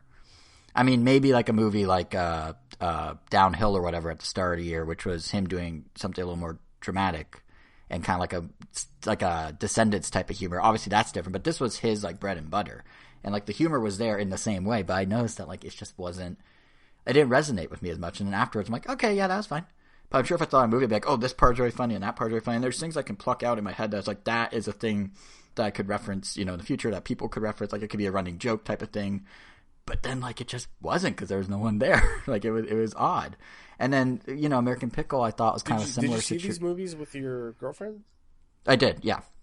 Okay. Did she not find them funny, or no? That's the thing. We both thought it was funny, but neither of us like crowd to find things funny, or I guess funny. No. Like, really actually, she likes Eurovision a lot and watched it like another time after we watched it, in like the same week. But no, it's just like I don't know what it is. Like, I guess another example is like I'll watch a stand-up special, right? And I'll be like, okay, and I'll like the jokes. Like, I like John Mulaney's stuff a lot, but like I don't laugh out loud at it. But if I go to a stand-up show, like I've seen John Mulaney live, I do laugh out loud, and it's literally sometimes his humor's the same. It's the same type of bits. It's just something about, and I don't think I'm the only one that like if you go to a movie where the theater's a third full and it's a comedy, I feel like the comedy doesn't click as well as when I like saw a movie where it was a full theater. And it's not that the comedy's not good or that it's not written well. It's just this kind of thing of like, there's some sort of like, I guess, chemical trigger in my head of like laughter and endorphins that come with it. And then when it's not there, I'm like, yeah, that was funny. Versus being like, oh, that was so good. And I think a good point of reference for that, what are you going to say, Angel? Actually? No, for that, yeah, I cannot relate to that whatsoever. Like, the only time I ever just like randomly laugh at something that could debatably not be funny, like the only time I would ever say that laughter is infectious is when it's something that's happening between like me and my friends. Like if another friend of mine is like cracking up, then like maybe I'll start cracking up, and it's usually over something like really dumb. Like maybe someone will say something, and then we all just start laughing. We're like, "Why are we laughing?" We've had like moments like that. Yeah. But anytime I'm in like a movie theater or in a big crowd or something, and I'm watching a comedy, if anything, I don't know why, but this feels more like it's more mainly a me thing. But I almost feel like the laughing detracts from the movie. Like sometimes I feel like it makes me question. Like sometimes like it makes me overanalyze the joke. Like sometimes if I find something funny, like I know when I find something funny because I've had this happen many times. But I guess I'll finish the thought in order. Like I've had many times in a theater where everyone will be cracking up, and I'll be like, that wasn't that funny. Like I find myself thinking that a lot more when I'm in a big crowd of people. Like, yeah, it was funny, but not enough to crack up. That reminds me of something that. Oh, keep going. Oh, no, but I found myself many times, like mainly I guess. I mean, I do watch like a lot of movies and shows by myself, and I've definitely found myself like sometimes even cracking up. Like I've cracked up on watching Wonderful World of Gumball. I've cracked up watching Futurama. I've cracked up watching a bunch of other comedies on my own. So I know, like, I don't know, but I can't really. But I also don't really watch that many comedies in theaters as well. I feel like so I don't know. I think part of it's actually, Kevin, what were you gonna say before I launch into my other point? Yeah, so what Angel is specifically is like he'll be in the theater or something and like, he'll hear something crack up. Yeah, was at an event that me and you were, Jason, like separately. Yeah. When we saw the community panel at Pele Fest, when they showed G.I. Jeff. Mm-hmm. And I remember one guy cracking up at the jokes, and I was like, "That wasn't funny at all. What are you?" Oh yeah, and there is, to be fair. So I get what Angel's saying. I get what Angel's saying too, because to be fair, there's jokes that like some people at the theater laugh way hard and others, but I feel like overall, I kind of I'm like with the tide of the laughter, kind of, where like I will find what I find funny or not funny, But if it is something I find funny, I'm more likely to actually like have the full like sensory reaction of sorts if there's like a crowd that's also doing it. Like case in point, I love, I'm a huge Parks and Rec fan. Brooklyn Nine-Nine. Obviously, I watch Conan all the time. I will go to Conan, and I will, like, you've been with me, Angel. We go to tapings of both his, of his travel shows, right? And we're literally being filmed as the laugh track. And I will. You laughed at. No, I definitely have. In fact, there were 1 or 2 times that, like, the very first one I did for Cuba, I think at one point I was almost at a point of, like, tears, like, I was laughing so hard. Never happens with the episodes where I just watch it at home. Like, it's just, maybe it's just me. Maybe I'm weird. But I think that, like, the like one-to-one example, maybe more so than the Eurovision was, is An American Pickle, which in and of itself is not Seth Rogen's best movie. It's kind of cool he plays himself and like an older grandfather version of himself. Like I watched the thing. Hands. What? I mean, after hearing you say that, and then it's like just reminding myself, like, oh, Ninja Turtles are in his hands. Yeah. Well, they produce a ton of stuff. To be fair, well, like his most production recent company, stuff, though. The Boys is by him. Pretty sure. What was his most recent thing? So it's American Seth Pickle, Rogen right? and Evan Goldberg, right? Yeah. Point Grey is the production company. Yeah. Okay. But they do The Boys. They do. They did something else on AMC. Not to be confused with The Boys in the Band that I thought was. Yeah, not to be confused with when you're like, wait, The Boys is on Netflix, and you just didn't read the whole tweet. Yeah. Yeah, very selectively read that tweet, but yeah. Yes, you did, but no, but I literally so skipped Pickle, over the entire list of actors, and I skipped over Big Bang Theory's guy's name, which I should recognize. Jim Parsons. Yeah, Parsons. Yeah, because he was there, and there was a picture of him too. But I'm not like, oh, The Boys coming to Netflix. And yeah, anyway. Yeah, but it wasn't. It was The Boys in the Band. But again, and it's one of those things that like American Pickle I was trying to get at was like that's another movie where that movie's. It's not like so. There's like 2 types of Seth Rogen movie, and occasionally he does like a heartfelt one, like 50-50. But there's like the like just totally 50-50. Like silly comedy. Yeah, it's really good. But there's like the totally silly comedy where it's just like for being silly's sake, like Pineapple Express. Super bad. There's the sort of silly, but also like kind of has a message one. The Interview, for example, it was way over the top, but the point they're trying to get across is look at how like ridiculous North Korea is, right? And in American Pickle, it's kind of a silly concept. It's his grandfather version of himself gets brined, essentially. Gets dropped in a pickle. He falls in a pickle vat 100 years later. He comes out of the pickle vat. And it's kind of like a look at like how society and culture has changed, and specifically how like the value of family and religion to that family has changed. But it's kind of told through this ridiculous premise of he got brined in a giant pickle jar, essentially. To the point where even at one point anymore, or is it literally just a method they use to get him to the present? It's it's to get him to the present. I mean, there's a scene right at the beginning where there's a press conference where they're explaining what happened, and a reporter goes, "That's not plausible. This is a ridiculous reasoning of how this could happen." And he's like, "Well, let me explain." And it just cut to him like pointing to charts that say like science, and then all the reporters go, "Oh, that makes sense," and that's it. So they like totally just use it as like a reason to get into the story. But like that one, so the Interview and that I would say are kind of in a way similar in terms of their tone and their message they're trying to convey. The Interview is a little more ridiculous, but what's kind of interesting is so most people, right, saw the Interview only at home because it was banned for a while due to the Sony hack and everything. Not banned, but they didn't want to release it, and then they finally released it on Christmas, only on video on demand. So it was like the precursor to all this situation, right? And I saw the Interview in a theater. Granted, we had free alcohol given to us, so I had a couple beers. And Seth Rogen, and I chatted with Seth Rogen, so I had a little bias. Had beers with Seth Rogen, so there's that. But then when it came out, my dad's like, "Do you want to watch it?" Because he forgot I saw it, and I was like, "Yeah, sure, whatever." And I watched it again, and the vibe I had of the Interview watching it at home was exactly the same vibe I had watching An American Pickle at home. Like almost identical in terms of just like there were a couple things I was like, okay, that actually was kind of like that's funny, and there were a few. And granted, yeah, I saw that one 8 weeks prior, so I kind of knew what I was getting into. But there are a couple things I still was like, that's funny. But there was a lot where I was just like, oh, okay. And then in the theater, those things I was like, oh, okay about, I definitely laughed at in the theater because of the environment of the theater. And I feel like comedy is one of those things where like the energy of the crowd really makes a difference. So I feel bad, I guess, for all these comedies that come out and like I could watch them with my girlfriend, I could watch them whenever, and I could still see the value in them, but it loses like a piece of the experience, I guess, in my opinion.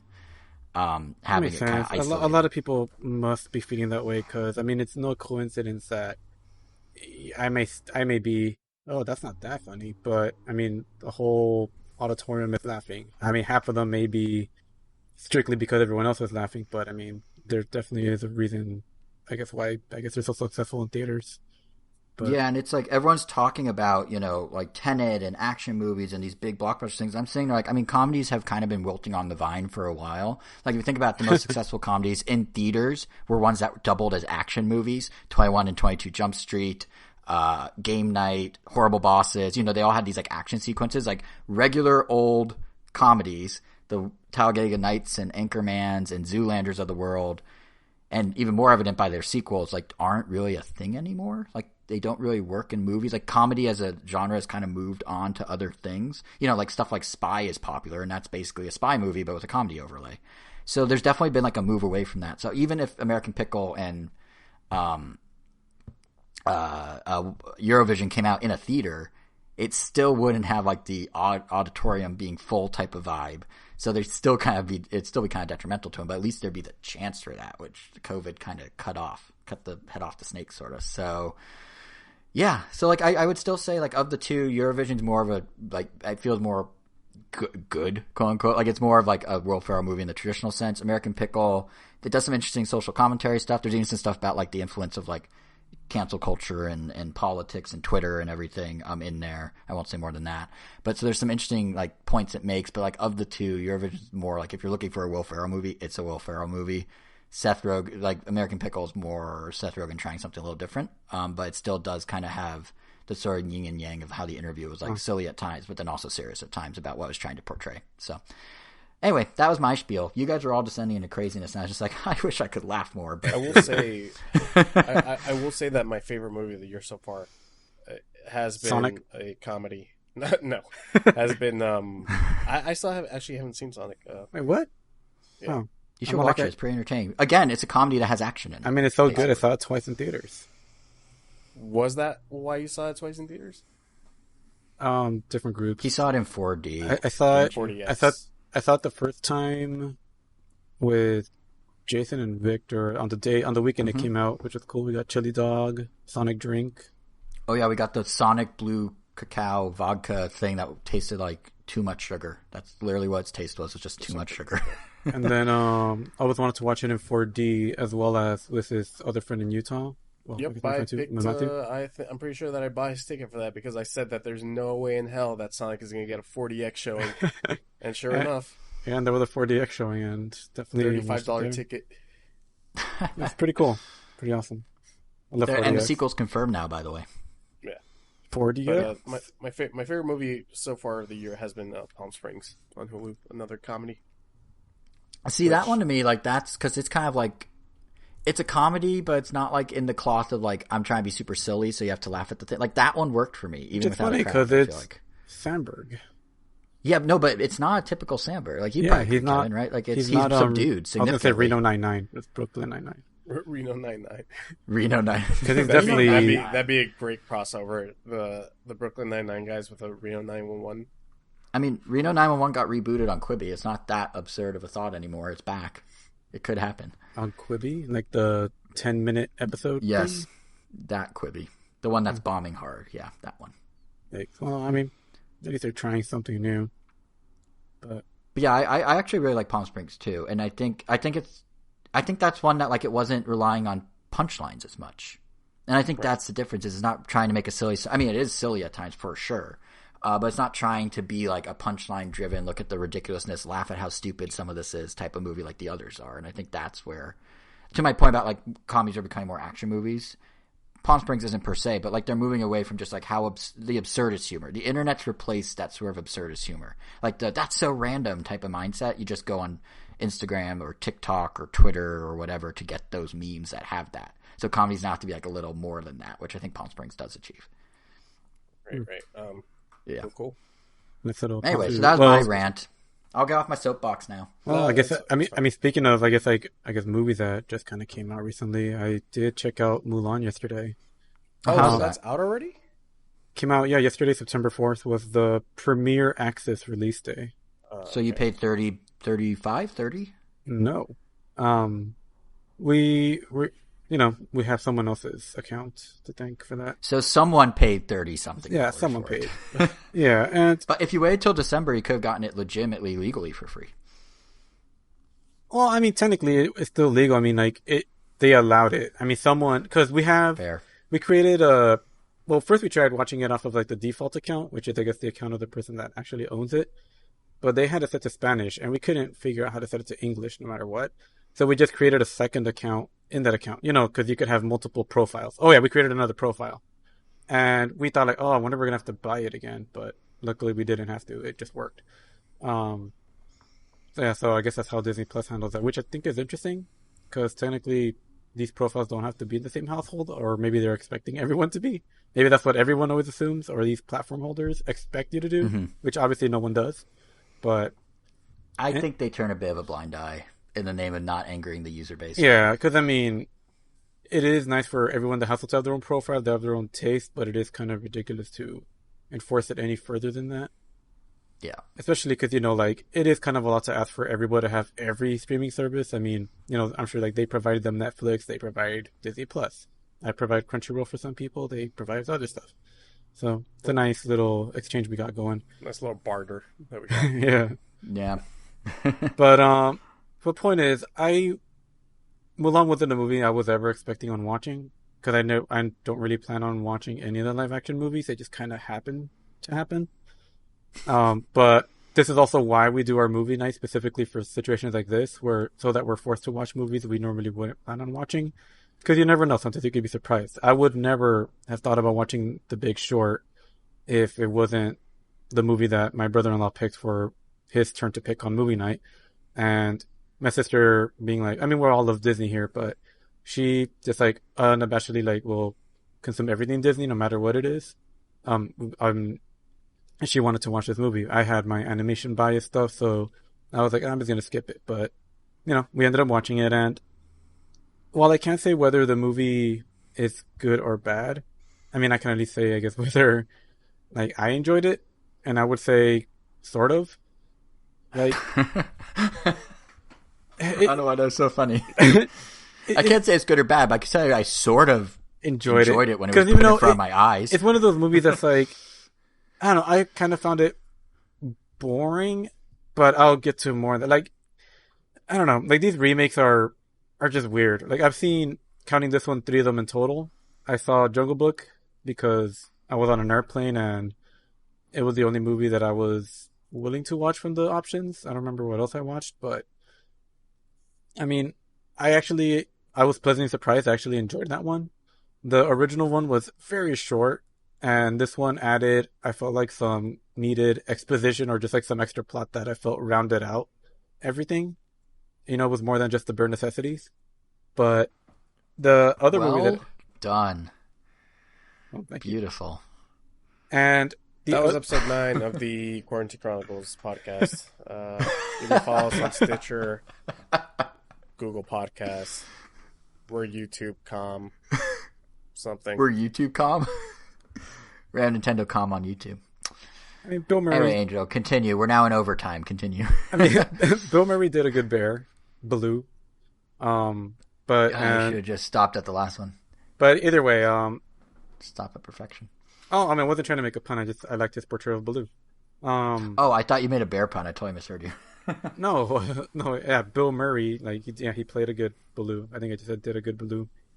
But anyway, yeah, the only other one that I've seen is Maleficent, and that one I only saw because it was like I was in Mexico and we were like on a 2-hour bus to, I think, back to where I guess our home station is, because we were at some resort area. Does that even count as a remake though? Oh no, that's like it's a reimagining. It's like a sequel. I mean, no, it's not. Like a essentially, sequel, instead of that one, instead of just simply remaking the story of Sleeping Beauty, like the story is still in there, but they just shifted the perspective from, Gotcha. Briar Rose to Maleficent, and they instead tweaked it to make her like a sympathetic villain. And I actually really liked that one. I thought that one was very different from the source material. It just kind of took in its own direction, and it was interesting and it was cool. I'm not really going to bother with the sequel, but I just enjoyed it for what it was. And this one kind of falls And and then there's a Lion King, which I didn't even need to watch because from what I've seen and from what I've heard, it's pretty much a shot-for-shot remake of the first. And I know we've talked about that in the show before. But Mulan falls somewhere in between, I guess, yeah, like Jungle Book and I guess Lion King, and I guess there's like a little bit of Maleficent. Essentially, a lot of it is trying to recreate the original movie, but they change a couple things that I don't feel really adds to the film. If anything, I feel like it kind of detracts and it ends up losing a lot of the charm that the original had. But, they probably also did some things to make it more appealing to the sensibilities of people in China. Well, I guess the big one is Mushu, right? Like that's Yeah, the biggest change. because Mushu is gone from the movie. Like there is no like wacky sidekick. There's no like little cricket character. I mean, it's trying to be a more serious film. It's like trying to be like a serious war movie, but with magic apparently. Like it's kind of funny that I'm saying this, but this movie ended up being more. You have to suspend your disbelief more for this movie than you do for the animated one, and that's saying a lot considering you Really? have Huh. Mushu. Because what I loved about the first one is that Mulan, I guess, wasn't technically anyone special. Like she just had like her personality that kind of went against the norms, but that was kind Yeah, of she was it. like Like she, feisty. what's that? Yeah, she was like feisty. Yeah, she was just feisty.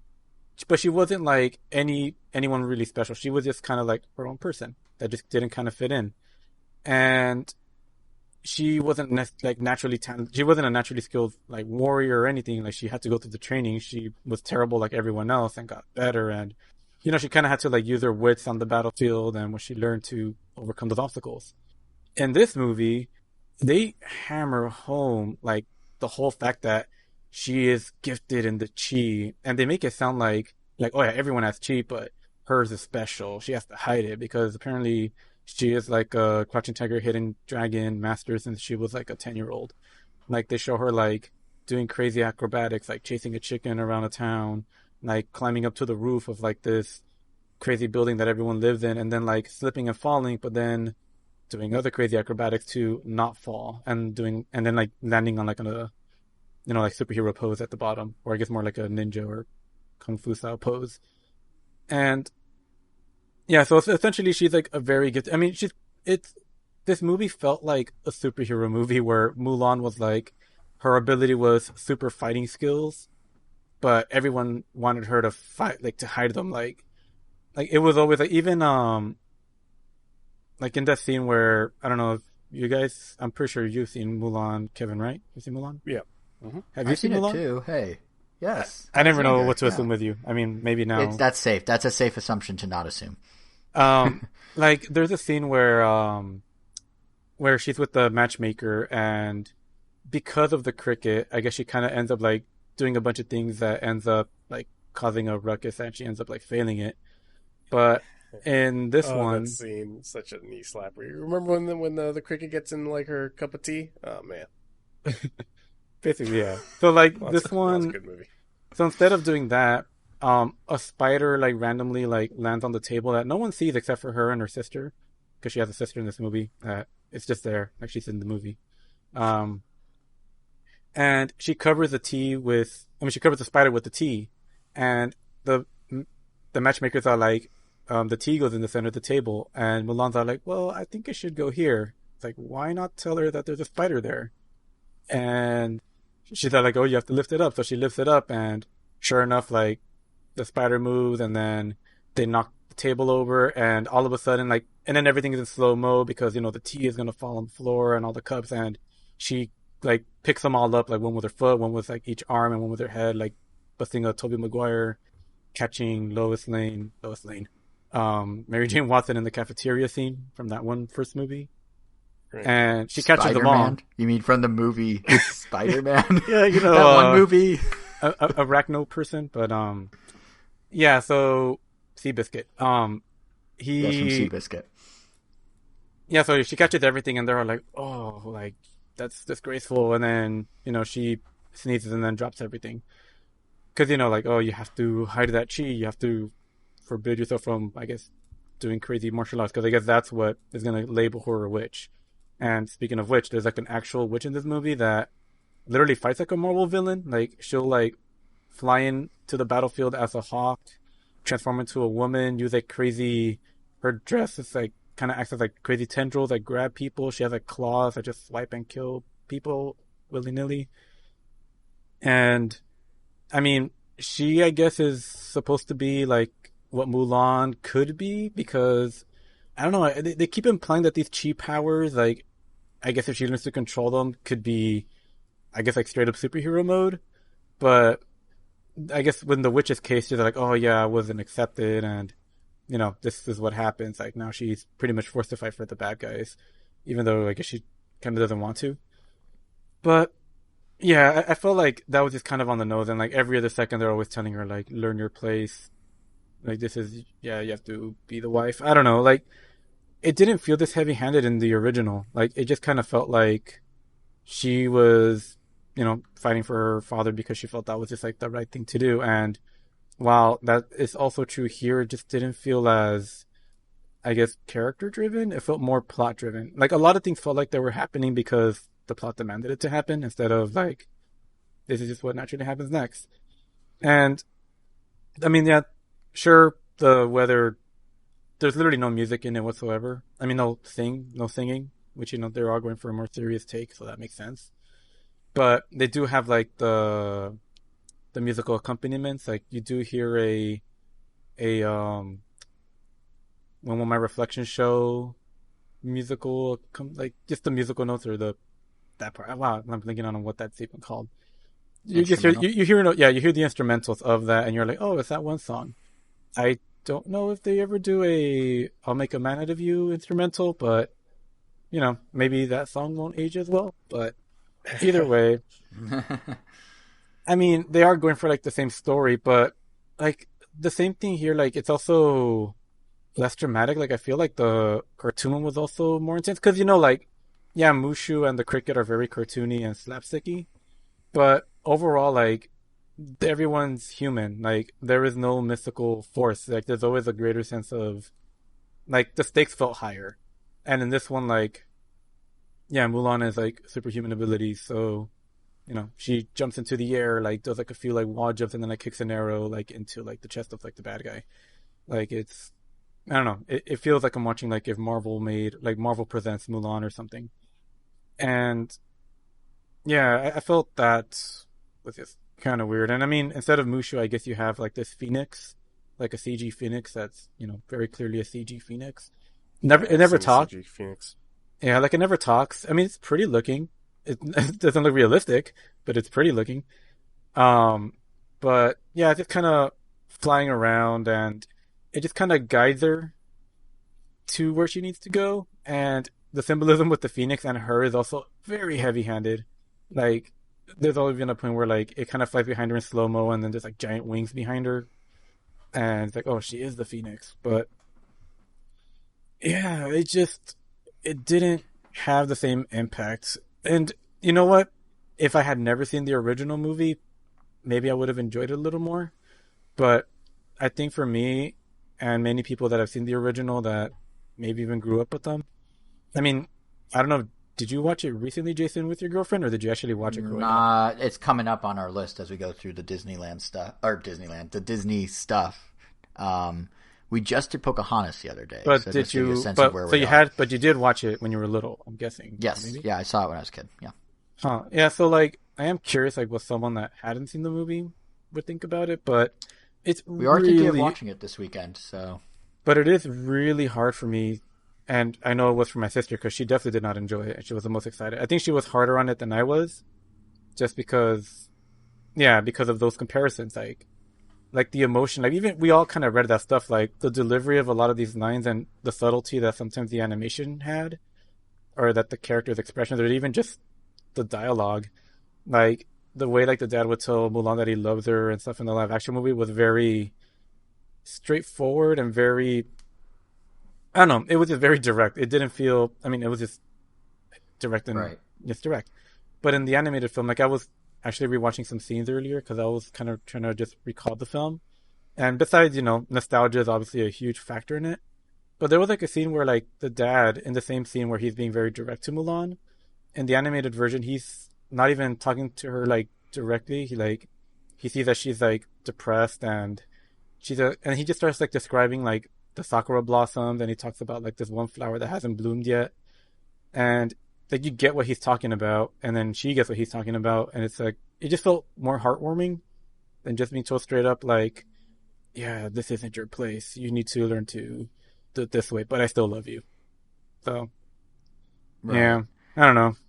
All the stuff you're talking about with her powers, I saw a headline for Mulan that was like Disney Star Wars'd Mulan, and everything you're describing about her powers and the chi, it's like, oh god, it is kind of Star Warsy. Like, oh, she has the Force. Because even she's like a Jedi, even little which just things, seems unnecessary. yeah, Jedi's a good way to describe her. Yeah. Because even things like when the Huns are that first battle with the Huns, and you know, like she causes the avalanche with the rocket, that still kind of happens, but you know, like it makes sense in the context of the animation. Like you see, like, oh, cool, they actually show them training using these rockets. Later on, you know, she sees a rocket, she sees an opportunity, she like runs and does the thing, and the avalanche happens. And this one, you know, she, I guess, sees they're firing, I guess, like a catapult at the enemies, and I guess like she somehow gets behind enemy lines because she sees the catapult and then sees the mountain behind them and does the same thing. But it didn't feel as, I guess, organic. It just felt kind of weird. I don't know. It But felt more like it was a plot point they had to hit, and they tried to yeah, because you know, like, because because everything ties together. Like in the first one, like everything they see them training, like it's kind of like a lot of movies. Like they use the same technique that she used to climb the pole, to climb the pedestal, to climb like the pillars into the palace, or the fact that the Huns were invading during a ceremony in the animated film versus in the live action one where the city was empty for some reason. There was like no people, and that's when they invaded. And then the next day was that same ceremony. Like the stakes just felt lower. And to say you had no people because everyone lost their mind when Superman destroyed a city in a movie, and now every movie's conscious of how many of the general population are going to be killed in this scene, and they somehow always find a way to evacuate the cities in every movie now. Yeah, that's literally the root of that, I think. It was just disappointing. I mean, it was just really hard not to constantly be comparing it to the original one. Like, oh, the original would have already been past this point. Like, it makes a lot of stuff feel like filler, because then you realize, like, oh, this didn't really add anything to it. Or like, oh, why didn't they do it this way? Because in the original also, like, she gets wounded, and that's kind of how they discover that she's a woman. Like, and then they were even going to execute her, but then they ended up deciding not to because she basically saved all their lives with that avalanche. So they're like, we're even. But we're actually going to just leave you here on this mountain. And I'm all like, damn, that's kind of dark. And that was the original. It's even worse. Really. They just leave her to die, essentially. Yeah, they just left her with the horse, and that was pretty much it. But in the remake, she gets like a shuriken thrown at her by the witch, which they're kind of having the separate battle somewhere else that she somehow ended up at. And, you know, like, and after she has that talk with the witch, she's like, you know what, this isn't me. So then, you know, she removes like the hairband, and now she's like, you know, rolling into battle in slow motion, looking on me like girl power. Hair blowing in the wind, I imagine. Yeah, and then, I mean, like, the only thing that was missing was like, I'm just a girl playing in the background or something, while she's like going through like scores and scores of enemies, like, you know, just doing crazy ninja moves, which, you know, was like the choreography was neat and stuff, but it just felt more like I'm just like an untouchable superhero instead of like someone actually risking their life. Like, it never really felt like she was in danger, and she wasn't wounded. She was just like, oh yeah, I'm a girl, and then everyone's like, well, you are exiled. Bye.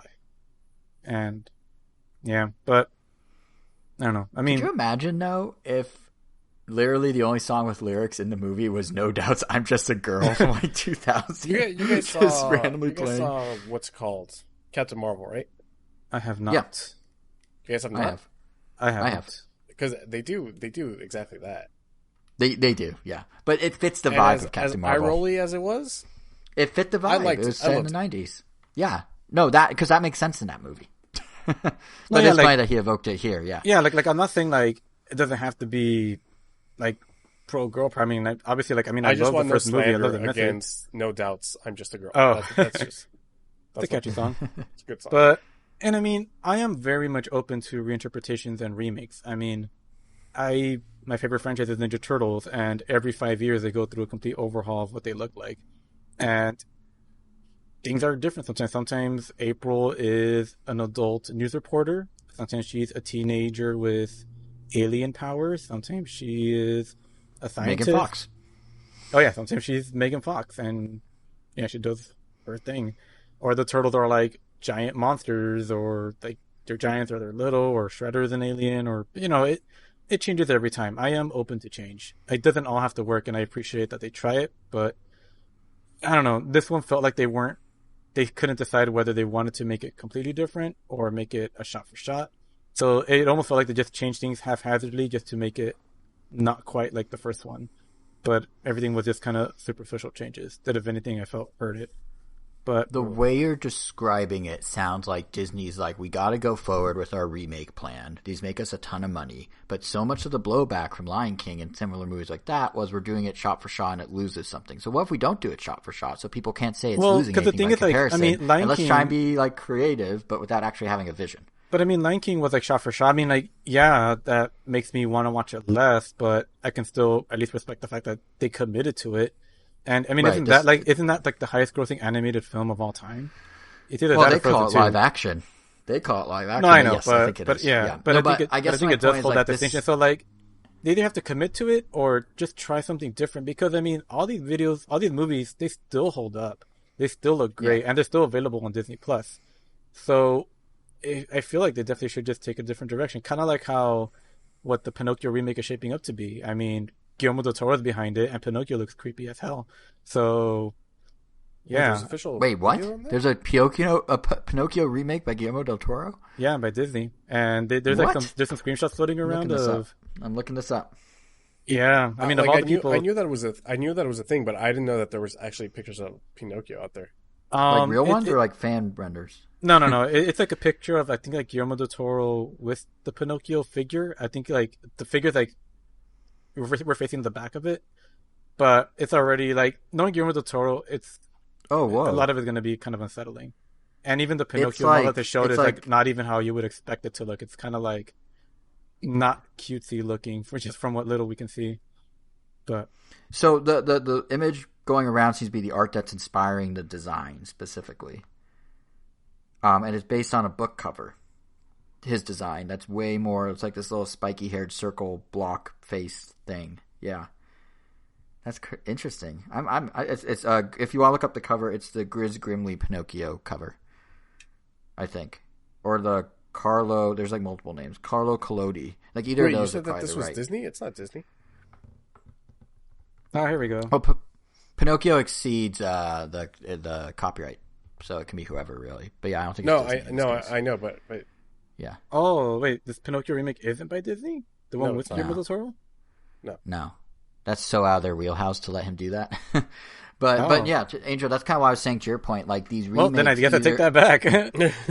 I was gonna applaud them for like going a different direction, because that sounds interesting. Like, we know what we like about Pinocchio. I can just rewatch that movie. Give me something new. But yeah, and I think that's what I was getting at with the response to Lion King. I think they don't have a vision, they have a reactionary knee jerk. So they saw Lion King do really well, and then they also heard all the criticism of it's not different enough. So then they said, all right, Mulan, follow the beats, but like shake it up in between, which isn't really a vision. It's just kind of like it's like too many cooks in the kitchen writing the script. Which is why I think, like, when they did give a little more freedom, like, I remember Alice in Wonderland when they did that. The very start of all these, like, that one was, what's Alice in Wonderland through the eyes of Tim Burton? And then just go with it, basically. Yeah, or like the Willy Wonka. Worked. Or Willy Wonka, yeah, because those all work, because it was like, all right, here's someone that has a new vision of this traditional story that everyone knows. Let's see what happens. Mulan, from what you're describing, sounds like them going, well, what if we modernize it, but we don't change it too much, but we do change it a little, but we want to be the same, but we kind of want to be different without, like, there's no vision there. There's no lens to look at it through. It's just, what if we modernize Mulan, ?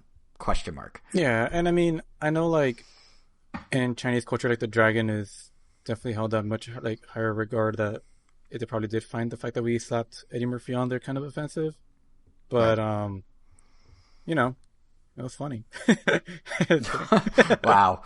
No, but I was gonna say, even in a situation like that, like, they want to remake. No. I'm not saying like, no, yeah, and I totally get that. But I mean, they definitely could have found, like, I don't know They if they need a need a vision. comedy. They just needed to just tighten the story up. But yeah, like I said, things felt haphazard.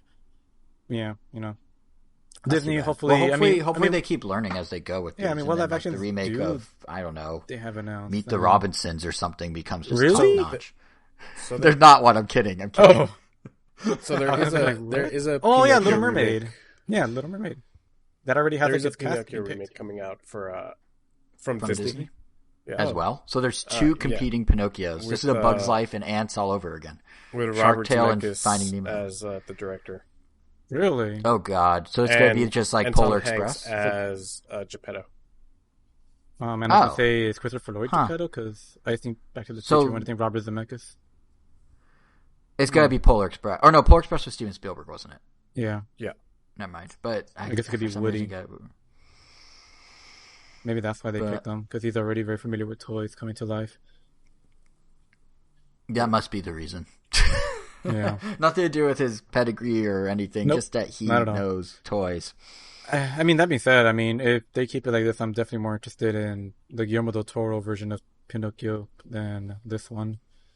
But yeah, I mean, even if Tom Hanks is behind it, I mean, unless it just comes and I mean, if it comes on if it falls on my lap as a movie to watch, then I'll watch it. But Right. If it's Yeah, put I'm in not- front of I'm your not- eyes, you're like, well, here we go. yeah, I'm not gonna seek it out. I mean, even same thing with that Little Mermaid one coming out, which I hear has a talented cast behind it that's being picked, but I don't recognize anybody from what I remember. But Is there a remake you guys have seen that you actually? And I feel like for me, most of the remakes I've experienced have been in gaming, not so much movies. But has there been a remake you've seen that you're like, yes, this is exactly what I want out of a new tale, a new spin on X? Like Yeah. I doubt the RoboCop remake is one of them, but There I know has that to one at be- least they tried to sorta go like, what would RoboCop be in the year? In the 2017 or whatever film, like they actually tried to be like, all right, well, what's all the tropes of today versus the tropes of then, and like actually like swap them. It's like they tried. I feel like it didn't work, but they tried. there's only one I could think of that I was actually old enough to watch. Not the original when it came out, but I remember seeing the original when I was little. But then, like, I'm talking about the Planet of the Apes, because I remember seeing the original, like the very first one, at some point in my life, early life, and thinking it was boring. I remember seeing the Tim Burton one, and not really enjoying it. The makeup effects are really cool, but I just remember thinking it was also long and boring. I don't know what about it. I just didn't like it. But then the recent one with James Franco, and then the sequel yeah, one without James the Matt Franco. Reeves one. Yeah, I haven't seen the third one, but I love the first two that I actually own them both on Blu-ray. And yeah, I thought those are really great remakes or reimaginings. Like those, I think are definitely hold up way more than the I original. think those are considered more reboots now. Oh, you're right. It is a reboot. You're right. Yeah. I think ultimately that is kind of where I was going with that question. I don't know if you necessarily have one you feel one way or another about Kevin, but That's well, true do you? Is because there a this takes remake place you before found? the other movies that I saw even took place. So Is there a good. straight up remake that you found to actually work and be something you like, Kevin? In movies, I mean. Not that I can think of off the top of my head.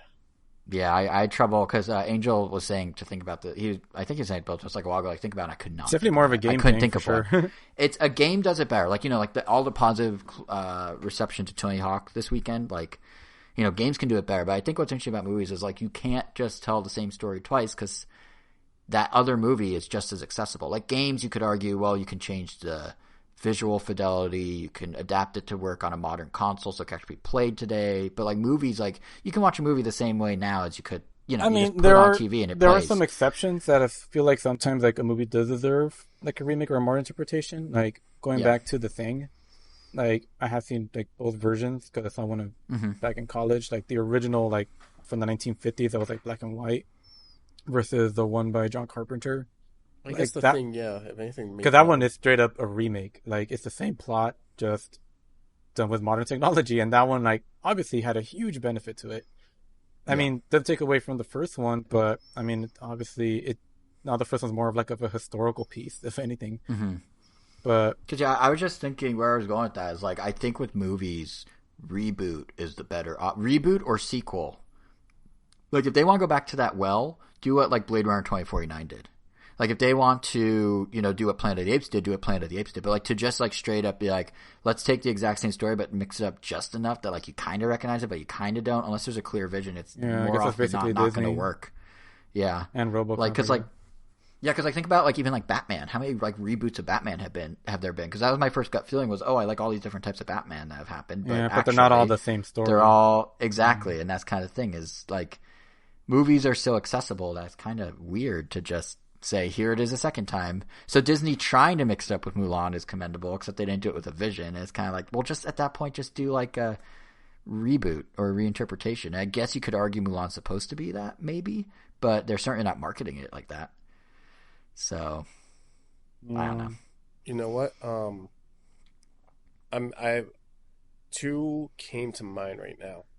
Speaking of Matt Reeves, but I don't know if these counts as not as remakes, but maybe adaptions. Let Me In by Matt Reeves, which is a remake of Let the Right One In. Mm-hmm. I haven't seen that, but I know what you're talking about. And I just had it. I lost it. Matt Reeves. Is it also by Matt Reeves? No, it wasn't Matt Reeves. I totally forgot what it was. Oh, the girl with the dragon tattoo. But like I said, I don't know if those count as remakes or adaptions. Yeah, and again, that's the thing. Like, if Disney came in and said I guess they are saying they're adapting Mulan, in which case I don't know. But like, yeah, because like Girl with Dragon Tattoo, the David Fincher one, I thought was great. I mean, that's the difference. Like, if you're adapting it from a book, that's kind of a little different. I mean, they're not adapting it from the same original like folktale of Mulan. They're just adapting it from their first movie, and it just kind of got diluted at some point. But yeah, I think that's, I don't know. I guess that kind of goes into like, do you think the Harry Potter or the book is better? You know, honestly, I think it just boils down to they need a vision. Because you brought up Girl Dragon Tattoo, Kevin. I'm thinking about the sequel they did a year or two ago, where they brought in a whole different cast, and it was supposedly the girl with two dragon tattoos. The girl, what was it called? The girl in the spider's web. Yeah, that. And it was like kind of in the same vein as the other ones, but it wasn't. And they turned it more into like this sort of over the top thing. And it's just like the vision there was to make it more of like, I guess, an action movie than like a suspenseful like mystery thriller thing. And, you know, so they had a vision, they saw it through, and sometimes the vision just isn't the right vision. So maybe it's not even they need a vision. Maybe Mulan's vision was make it an epic Star Wars meets Marvel meets Chinese mythology movie. But if it's just not the right fit, it's not the right fit. Yeah, with the exception of a few things, because almost everything can be considered a reboot. I mean, you know, like RoboCop to RoboCop. I mean, they're rebooting it. But this is definitely, yeah, like they're changing medium. And not many studios have the library and or even the films to try that for, or would even do that, or would even make sense to do it for. Like, you're not going to see many live action films be reinterpreted as an animated film because it's almost kind of pointless sometimes. I mean, you make films to, you know, create that vision, and which is kind of why what I love most about animated films is that there's almost no suspense of disbelief because of the fact that it's already animated. Everything is quote unquote real in it. Like, nothing looks fake, I guess. But in a live-action movie, I feel it's a lot harder to combat that. Somehow it's kind of easy in some Marvel movies. Because when I was watching Mulan, I saw some rabbits, and I was like, oh man, those are some real CG rabbits. But it's also the budget per movie, you know. Yeah, but then I also don't find myself thinking that as much when I was watching like Endgame or something, even though some stuff obviously is CG. Super CG. I guess, you know, and I guess something is immersion and investment or something, but... And I think another idea is the spark of where something comes from that leads to the vision, that leads to, you know, when it makes sense. Because, like, the Disney ones, they've straight up said the point of these live-action movies are to get the nostalgia play for parents to go see it with their children and expose those franchises to kids. If they just re-release Mulan animated in theaters, it would not necessarily have the same take. So this is a play, a business-first play to get more seats, more butts in seats, or in this case, more premium member purchases or whatever.